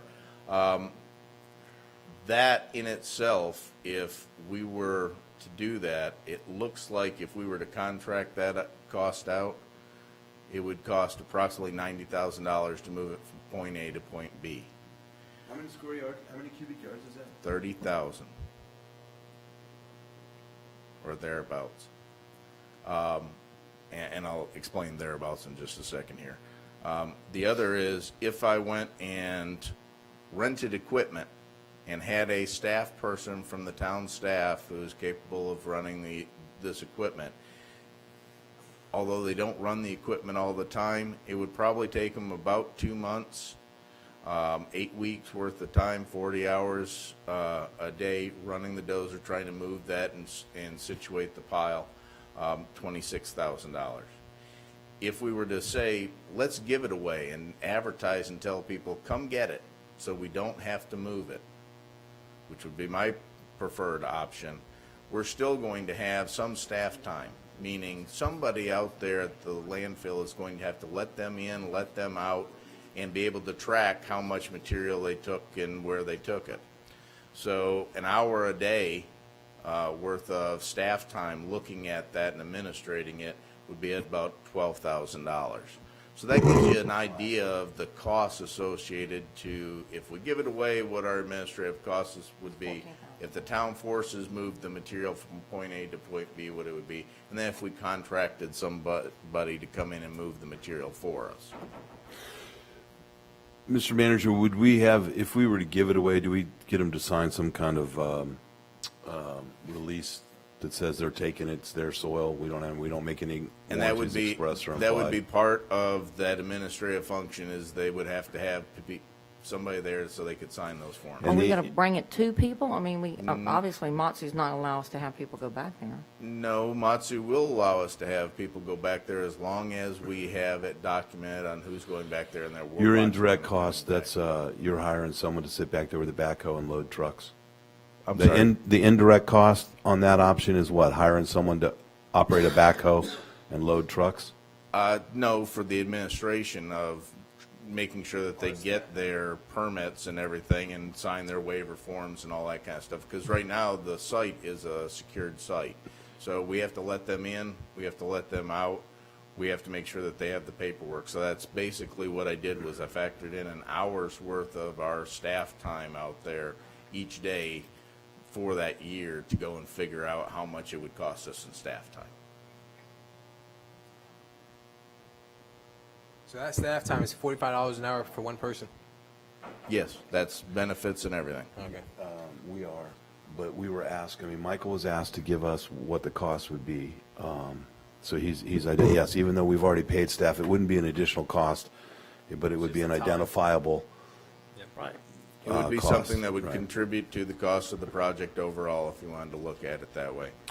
So there are plenty of folks looking for 30,000 cubic yards of dirt within a 20-mile area. I mean, there's a lot of people in a 10-mile area that would come get it. Contractors, Right. I mean, that are looking for fill sites, so. And to give you an idea,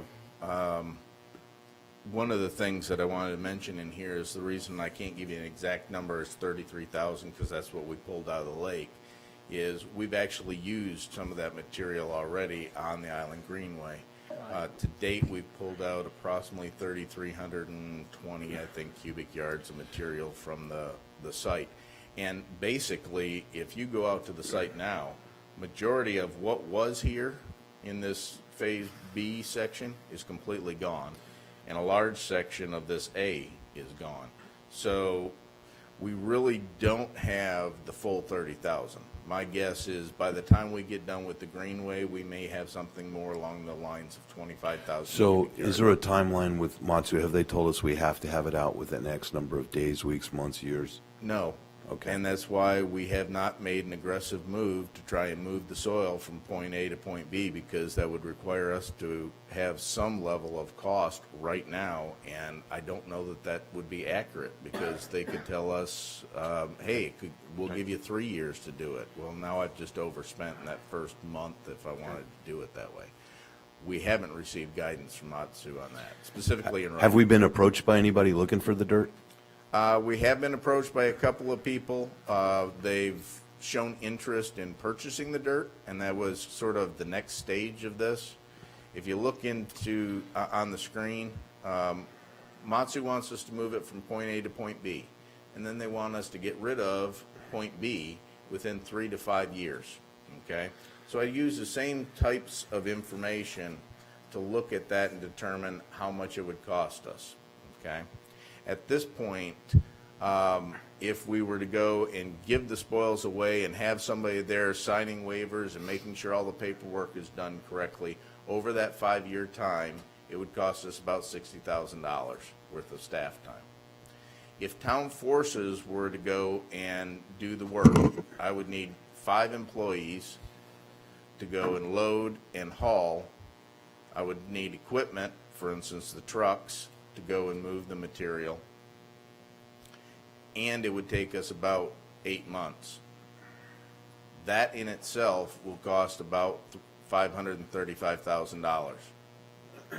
Now, that isn't inclusive of how much productivity those 5 people we would lose, because they'd be doing something for 8 months that wasn't what we were going to have them do. So there's a 25% productivity aspect in there also that it would cost the town. The last number that you see there is contracted out. I have had at least one individual contact me and say, I'll buy the dirt. Give me a year to move it. That's the price that I'm showing you there. That would be a revenue cost for us coming in, not an expense. So if we needed to move the dirt from point A to point B, and on point B, get rid of it within a year, we could do that for a total of $60,000. $90,000 moving, $30,000 worth of money that somebody gives us for the dirt, and they remove it. You're saying we move it and then they buy it. That's one option. How about if they just buy it? If we're required to do that, and that's where I'm leaning towards is, I don't want to have to move it from point A to point B and spend any money Well, on I guess it. I would ask my fellow council members, is there any particular reason why we wouldn't want the manager just to go ahead and let someone start buying? No, No, just, sell it. why wouldn't we just sell the dirt? Let them come get it. Start that I right mean, now. because other than 30, I mean, The cost we save. Of course, you gotta make sure that what I Matsu think I wants and allows us to do. He's Well, it just so happens we've got the current commander and the incoming commander who will both be here on the 30th of July, willing to take questions, and before they take a question related to that, we could run it by them. It only makes sense. Michael, is it dried out enough? I mean, is it still? Yes. Is it Perfectly so dry. Just dirt goes for $2 to $4 a yard plus hauling costs. That's the going cost for dirt. You got to pay $2 to $4 a yard if you need fill dirt, and then you got to pay someone to load it and drive it and deliver it to a site. And depending on how far you are, that can be another 10, 12, or $14. So $1 a yard is not, it's a fair price if they'll take it quickly. If Michael works it, I'm sure he could get, I'd be happy I for would you to be be more selling it inclined right to just, now. yeah, That- get rid of it. This is You're right. This is one individual.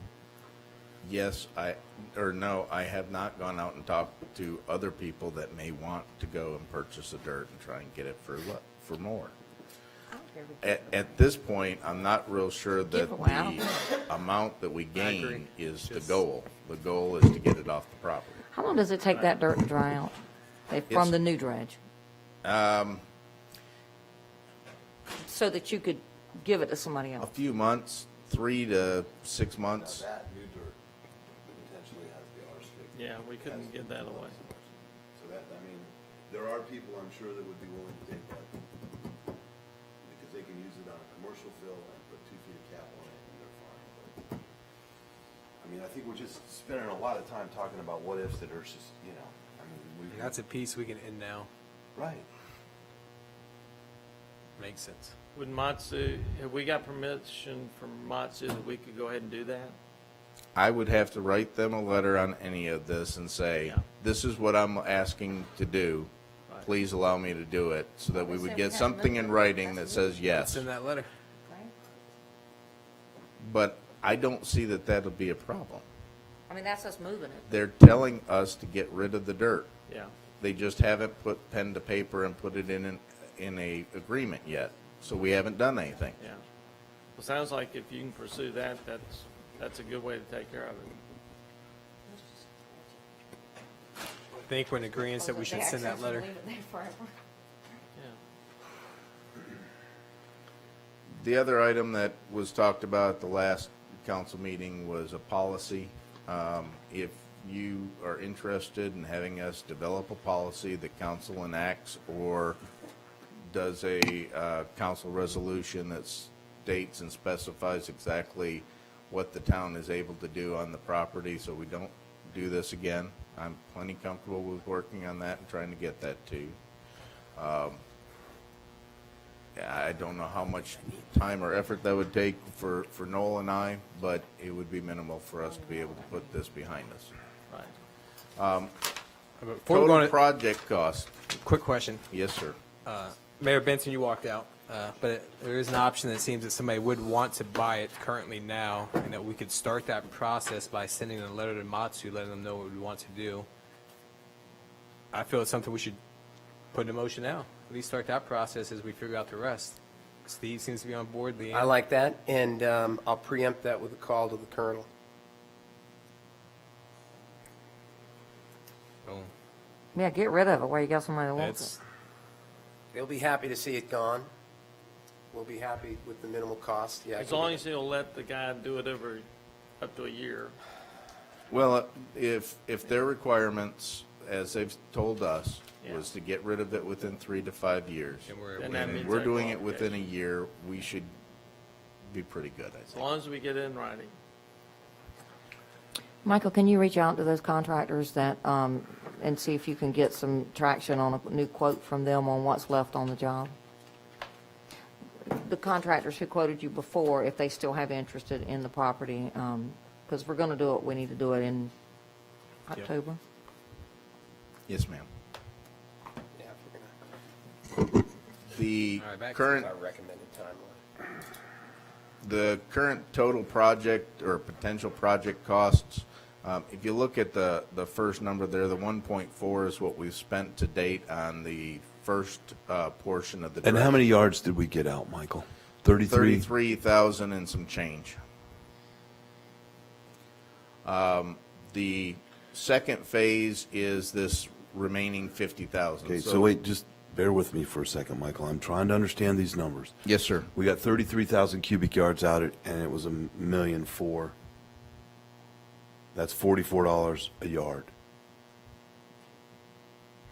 That was the high bid number on those 3 bids that you gave us.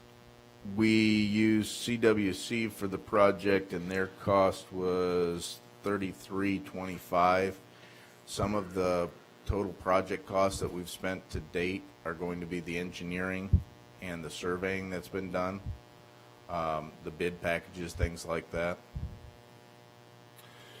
So that would be 300, I mean, at $11, that's the difference between what we spent per yard and what they bid per yard. That's $363,000.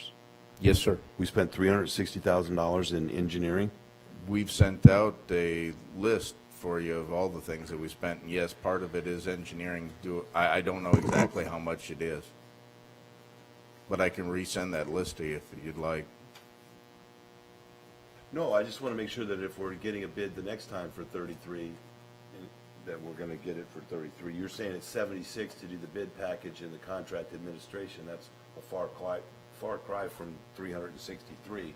So I'm wondering what the other $300,000 surprise would be the next time around. I don't know. I'm trying to understand. Does anyone can else get that math?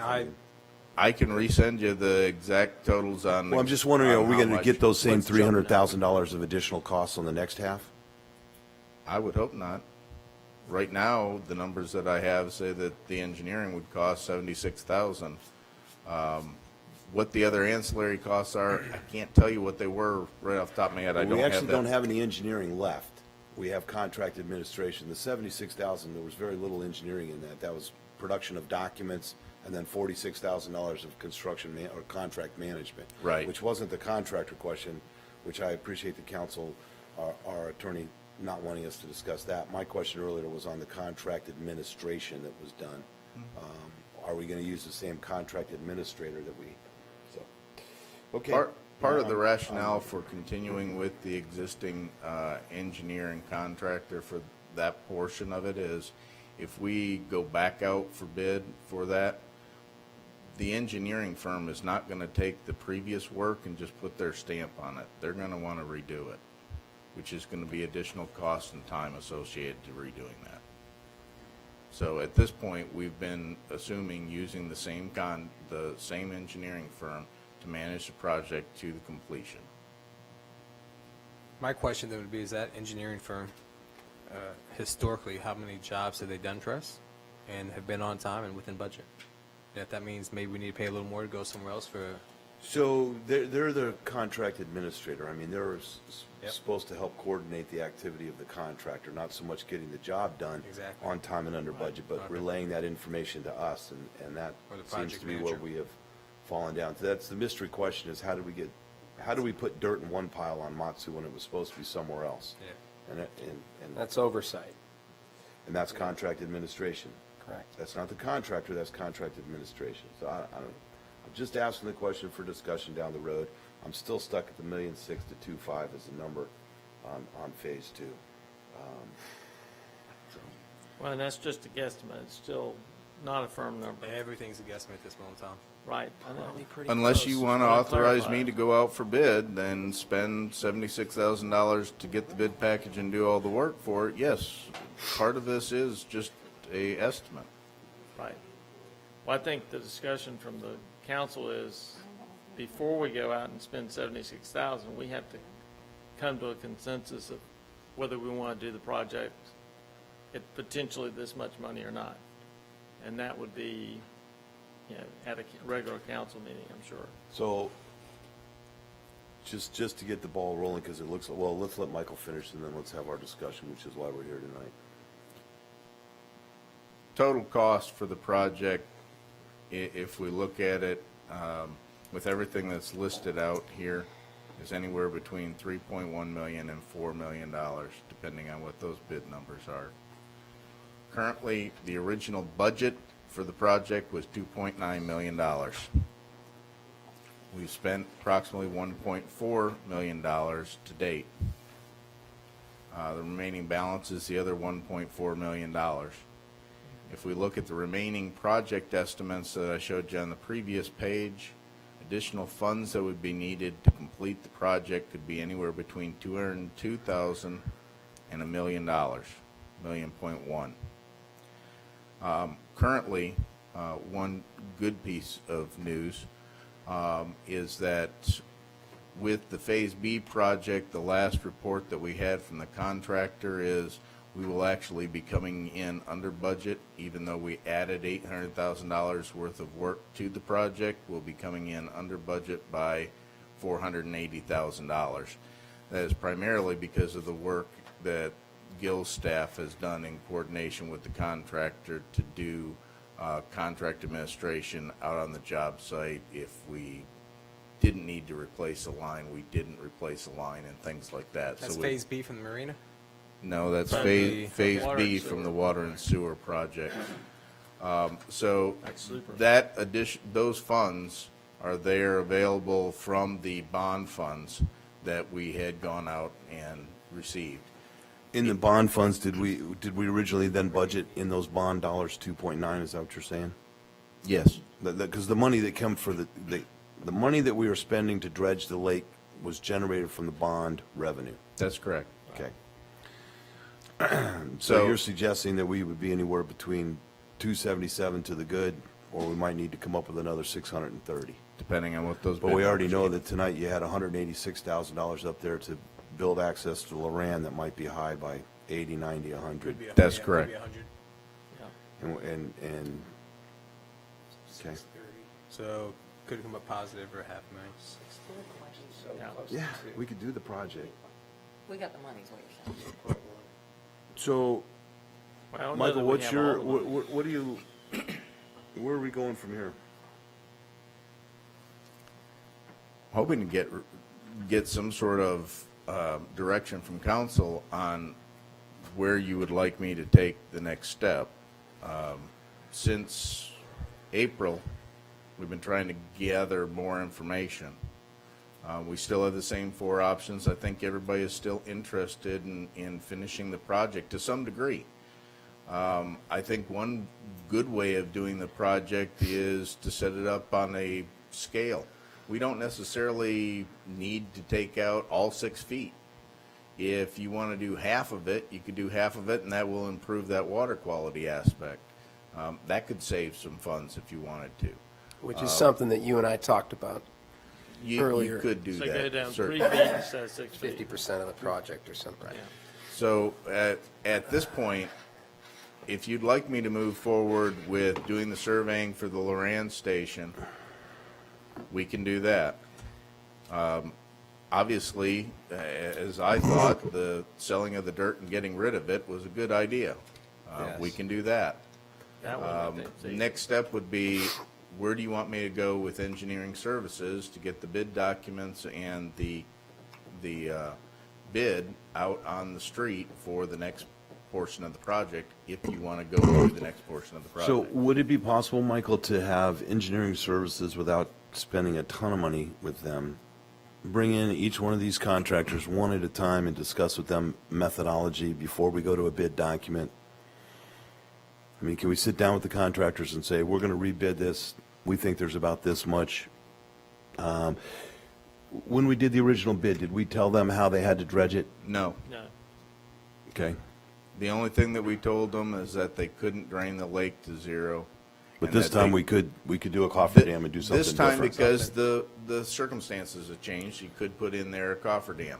And yes, they could do that. But typically, the engineer's not going to dictate means and methods. We No, don't but want if- to tell them what we want them to do or how to do it. We want them to But if you say- do some value engineering, which is typically when you would bring the contractor in and say, guys, you do this every day, what do you see as a better mousetrap? The engineer can write a fairly broad document, but maybe the contractors have some ideas that we haven't thought about that would get those numbers down. And for the most part, that happens, at least in a governmental setting, after you've done the bid and. But then you're got- locked into a bidder, right? You are locked into a bidder, yes, sir. So prior to being locked into a bidder, We don't know. sometimes you could bring them in ahead of time and say, guys, before we go out to bid, I mean, is there any reason we can't do The that? guys that bid us last time, we kind of want to have a discussion before we go out to rebid. And I'm, Michael, if that's the way, here's where I'm at. You guys want to know? Sell the dirt. Start figuring out the Loran, because we're going to put something over there. Let's pound those numbers down. And let's get some bid documents out and find out if these guys can do it for $1.4 million or less. And if it comes back and it's truly 2.5, then we can have that discussion and maybe do part of it. What I've heard from the public when we had our open forum the other night, what I've heard from the neighbors down there is dredge the lake, finish the project. It was substantial enough to do it the first time, take it to the depth that we asked for. There was 3 parts to that stormwater plan. We've done 2 of them. We haven't finished the 3rd. Yep, we went over budget, but we have an obligation. So that's the gist that I've had. Stick to the word. That would be my, I agree. Cool. I hear the same things. I agree with your 3 points. And I'd like to bring it to a public hearing and have the public speak on what their thoughts are on dredging the lake before Yep. we take a vote on it. That sounds reasonable. If you'd like, we can put it on to the next council meeting, which is July the 10th. Yeah. Michael, and that's good. That's what I had asked you last time. Let's accelerate something so we can make a decision. I agree. I'd like to have the public come and tell us their thoughts, but what I hear is finish the lake. 100% agree. That's what we heard. Did we get that?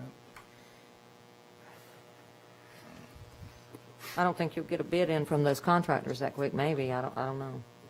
Or at least some expectations as to what we're looking for. no, I think what what Michael's Steve telling asked us you is is- the process is, we're a long way from getting a hard bid from a contractor. And Michael, if your experience on the government side is you wait until you have a contractor sit down and do some value engineering, I'm just suggesting we have some knowns now. We had an experience when we did half of it. We understand we can do a little bit different construction methodology, which may work, which when you drain the lake, it is substantially different than putting floating a barge out there. I mean, you remember the problems they had getting the bar, I mean, just the methodology was, Yeah. It also increases the number of potential contractors that could bid on the project by doing it in that fashion. Right. But I Because know- not who everybody has specializes dredges in or dredging. barges that they can get. so let's, Yep. I will not be here for the July meeting. Great. Yes, you'll get through it a We lot need quicker. that. That's why we brought it up. We know where you're at. You know where I'm at, finish the job. But I understand from the contractor's standpoint, now, in the school system, we had the same thing.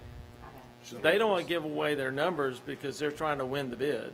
That's how they survive as a business. And so I understand why they don't want to talk to you, because they want to make sure that they have the edge if they can. But I do like the fact that we do have additional companies that may be able to bid it and have different methodologies. Because part of the problem we had with the lake project was they didn't know how to proceed once they got the contract, which everybody witnessed, and that's what we heard. When They we don't know go what out they're for a doing. bid, can we ask contractors to bid on it for us? Like people who specialize in lake dredging? Sure, you can send out To someone? specific bid packages to individuals, and Yeah. we've done that on multiple different occasions if we Right. know Specifically certain people who lake dredge. My last on this is 2 weeks ago at the meeting, we had a resident that came up and spoke, and she had a few takeaways. So we said we'd follow up with her. It's been 2 weeks. Have we reached out to Nan? No, sir, I have not reached out to Nan Toppin. I would love for that to happen before the end of this week, so she knows that we kept our word and told her we'd follow up there. Well, I think, have we, what you did on some of your previous slides, I think addressed some of Nan's questions, which are, what are the direct, indirect costs? Which if we have a town employee do something, Yep. there's an identifiable cost. I think believe let's all do that. all the items that she mentioned and that I sent out to you in the email about what requests she had made are in this presentation Right. that was posted a week ago. So you can pass that along to her. Okay. All right. All right. Any non-agenda items? Why you look at me? No more than 3. I'm kidding. I have a couple. I just, force of habit. It's, you know me. I always have something.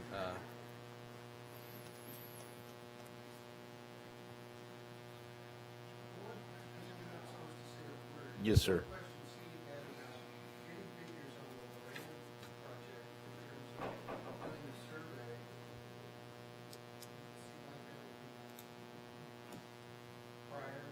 I always think my questions would Yes. generate helpful information, but that's just me. Sometimes, Steve. That's right. As opposed to just ruminating for ruminating's sake. Joe, All right, so okay. The dramatic pause. Ruminating. Yeah. a few. Well, the first ones are the walk lights. So I ride my bike almost every single day in this community. I typically ride it to work. I ride it home. I ride it everywhere I go. If you guys see me out and about, you normally see me on my bicycle, which means I use those flashing lights consistently. I live on Atlanta, so I always do Atlanta crossing over, or now thankfully on Dow. And more so in the past week and a half or so, ever since the light got put up there at Dow, I look at it differently now because I'm on council versus when I was a resident. It's just like, no one's going to stop, who cares, versus we need to have people stop. I care. We should care.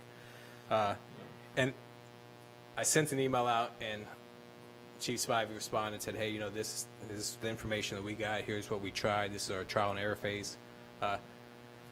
Nothing wrong with that email, but I will say, if I was a resident driving and I saw a uniformed officer walking into the street, I'm damn sure going to make sure I jam my brakes and make it look like I slid into it as smooth as possible.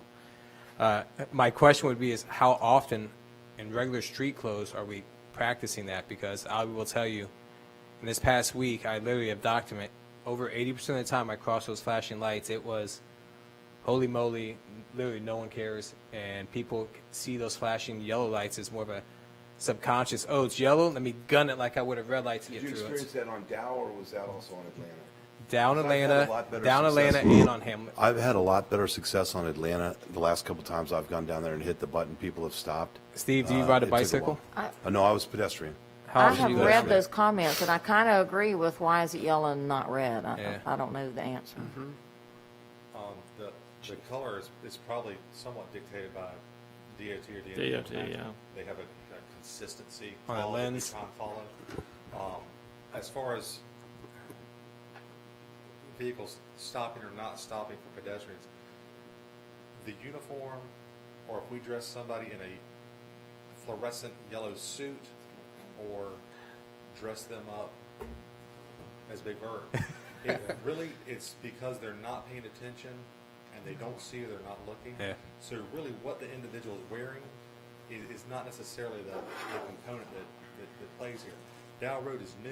Yeah. So there'll be a phase where at least some of our locals and some of our frequent tourists will probably have to learn that. But we did find some people out of compliance while we're in full uniform. I can't give you exact number. It was between 12 and probably 18 citations that were written Saturday and Sunday, I think just at Dow Road.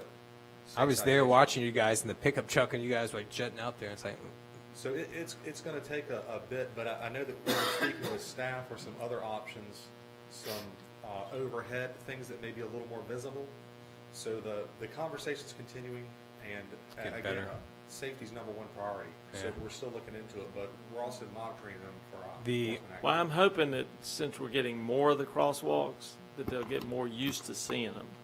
Because I, yeah. like Jodan, Point well made, yes. have, I feel like a target when I start walking out. And so do I. I agree. It's not a comforting thought, and I haven't tried to walk at Dow Road, but, There's a trust There's- factor yeah. there that the pedestrian still has to err on the side of caution for sure. yeah. So I'm a Now, huge- The one place that we don't have, at the Golden Sands, there's not a crosswalk, but they've got the parking area.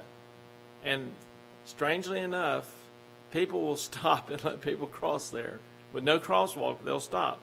And less than a Sometimes half a more block so away than they is do at the legitimate crosswalks. I Yeah. just don't understand that. Sometimes it is the pedestrian's responsibility to go to a safe area, a block or a half a block away to use Yeah. a designated crosswalk. True. We've talked with staff on our side just this morning and thought that maybe reaching out to some of the local media, WCT, WWAY, and the newspaper, and doing some PSA and maybe Good some Facebook video would be awesome. Hey, friendly reminder, just kind of things to be aware about. social media.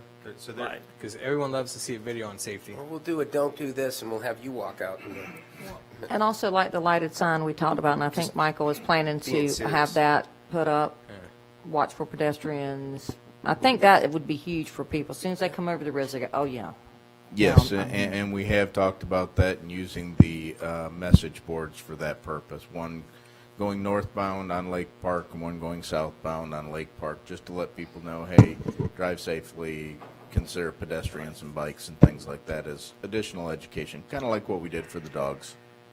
Right. Thanks. Thanks, Chief. Stop signs on residential roads, is that something we have authority over or not? Yes. We have authority over it. If there is no stop sign there, it's probably not a warranted stop sign, which means we haven't looked at the intersection. Put in a request, we can look at the intersection, determine it. Council has to approve where the location of stop signs are. Right. Yeah, it has to be part of our ordinance, I believe. Yes, that's why council has to approve it. It's changing the ordinance. Anything else, Judy? I think that's it. I That's have not it. two things. One is referring to Gil's email we received about the sidewalks. Concerned that as we start looking at costs that we're incurring on maintenance of various things in town, we've got a 4-inch sidewalk that people start parking on. That's going to incur a cost to us. And how we address that, I don't know, but we just need to somehow come up with a way to do that. I think that's important. The second thing I wanted to mention was, I thought the sign for the triathlon worked well. The only question I had was somebody called me and said, is that PM, 10 PM? Or, it did say, and I had to go back and look, and it said 6A, and then dash, and then 10. And I figured that was clear, that was, you don't have that much time to look at it. Seemed to be pretty good. And actually, that wasn't our sign. The contractor or the person that was putting on the event Oh, they did that? voluntarily, when we mentioned it to them, put that sign out there. So they're the ones that programmed it, and I noticed the same thing. They didn't have all the letters. Yeah, I had to in go it. back and check it for the second time. I ran in, as far as I know, there was no problems with that. I had more trouble with the Turtle Patrol when they were on the beach swimming, because I had to figure out how to get around them while they were running up this way. So that was interesting, but I thought it went well. I didn't hear any big problems. Did anybody else hear any? No, I it didn't was- hear a word. Though it made me think of something since you said that sign. The sign that's over the bridge, can it flash more than just one message? Is it possible to program to where it does a message, 10 seconds later flashes another one? The sign that's over the bridge. Or that was there, the speed limit has now changed? Okay, yeah, we've actually taken that one back down. Yep. You're only allowed to keep those up for so long. And DOT has quite a bit of control over what you can and cannot put on those signs. So it would depend. I'd have to know, I'd like to see, if you could change the messages, one that said, keep our community clean, pack it in, pack it out, stay alert, watch for pedestrians. I'd be willing to bet that, but I can ask, but most likely NCDOT is not going to allow those types of messages on message boards on their roads. I think the reason why we're able to do it for things like the pedestrian bike is it's related to safety in the street. Okay. I think Joe Dan's question was more, can you have multiple messages on the board? Can it rotate the message? And I think they're Oh. static. We can rotate some messages, but I'd have to look at it. And if not that one, what about the ad, the electronical ad that we have over Food Line, that billboard, You know, where it says Caroline Beach, it flashes for a few moments? Yes. Up on that, where it said Caroline Beach, stay alert for pedestrians. We get a rotation on that board. Yeah, every 8 seconds is an ad. We get a rotated, but the town has one spot in there that they give us to do something, so. Yeah, we could just change what we had. The third thing I wanted to bring up was I really like the bigger signs on Dow Road for the street signs. I'm Says the older guy. expecting Spartanburg and Sumter to follow suit. They're still the small ones. Especially at night, that helps as you get older, or even some of the young people trying to drive and find some of those streets. And I've got excellent vision, so I can see it, but I can really see those signs. They look good, too. I really like them. So I'm pleased that we did that. I'm done. I have nothing. Just a question and a comment. Michael, I know you said you were meeting with DOT. I was asking about the crosswalk possibility at Winter and Lake Park. Did you get any traction with your, did you meet with them? Yes, I've had several conversations with them. We haven't been able to sit down and go face to face. What I'm hoping for is that the fact that we've done a study on Lake Park will facilitate us getting that intersection corrected and them paying for it faster. But at this point, they're pretty adamant. They are not going to go and put in a mid-block crossing at that location with any sort of signalized lights without having a new intersection at that location. So will they? Yes. It will be years down the road. And at this point, they're pretty insistent on that. And they have different standards and warrants that they have that they try to meet. And they won't give us permission to do it. Oh, no. Did you see the email today? Well, not without them doing it, huh? The email about the Hamlet Crossing camera? That could possibly be a start. If it's going to collect that much data for that 13-hour time, that email you sent today? Yeah, the Hamlet item, we had received emails or seen emails about the fact that it's difficult at the Hamlet crossing because it's actually 4 lanes there. We had DOT come out, showed them the problem. They said, okay, we'll put up traffic counters, and that's what that is it's not an actual video. It's just a monitoring device. They take that back down, and they'll do the analysis on it.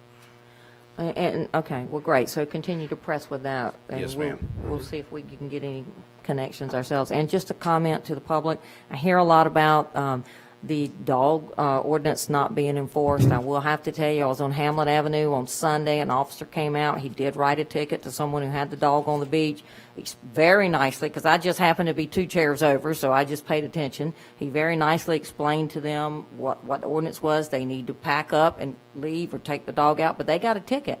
But he also left there and went over to some real close by people and wrote them alcohol tickets because they had 12 cans laying in sight.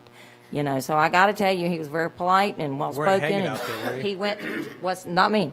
No, he went to several other little sites that he could see from where he was at, and he spoke to people, and I know he wrote at least 3 tickets while he was out at that access. So your guys are doing a great job, and your ladies, they're all doing a great job. Okay, before we move to closed session, just 2 quick points. I look forward to meeting with you and the chief, Michael, to discuss post-storm recovery efforts where I'd like to see drone footage incorporated into that process, getting it up and viewable on the Facebook page, town website, YouTube, so that folks off the island can make a determination whether to come back and get a good sense of where the damage is. And then a 3 lanes return option that Curie Beach proposed, 2 for CB, 1 for Curie. That has merit. I mentioned that to you, Chief, as well. And obviously, it's going to require some coordination and approvals off the island. Yep. But that's fine, at least if we could run that to ground. And we've already started that process. The chief, our chief, and also the chief of police in Curry Beach have met. I think we have another meeting next week or something like that to go over some of the possible details and what the options are with that. So, yes, sir, we're following up on that. And then the last one is reference the crosswalk that Councilwoman Pierce mentioned. I'd like to be at the meeting with DOT if and when you have it, if possible. I sprinted across Lake Park at that site, and I'm pretty quick, but it's playing Frogger out there. And anyway, there's a lot of people crossing at that point, and you're right, with the study, it ought to be pretty easy. So with that, I'm going to make a motion that we, if that's required in a workshop, it is, motion that we move immediately to closed session to discuss an attorney-client matter in accordance with NC General Statute 143-318, TAC 11A3. All in favor? Aye. Aye. Motion passes. Let's go. Thank you for those coming in and for those watching. Thanks for all the visitors and listeners. Since we're still here. Did you like immediate? Immediate.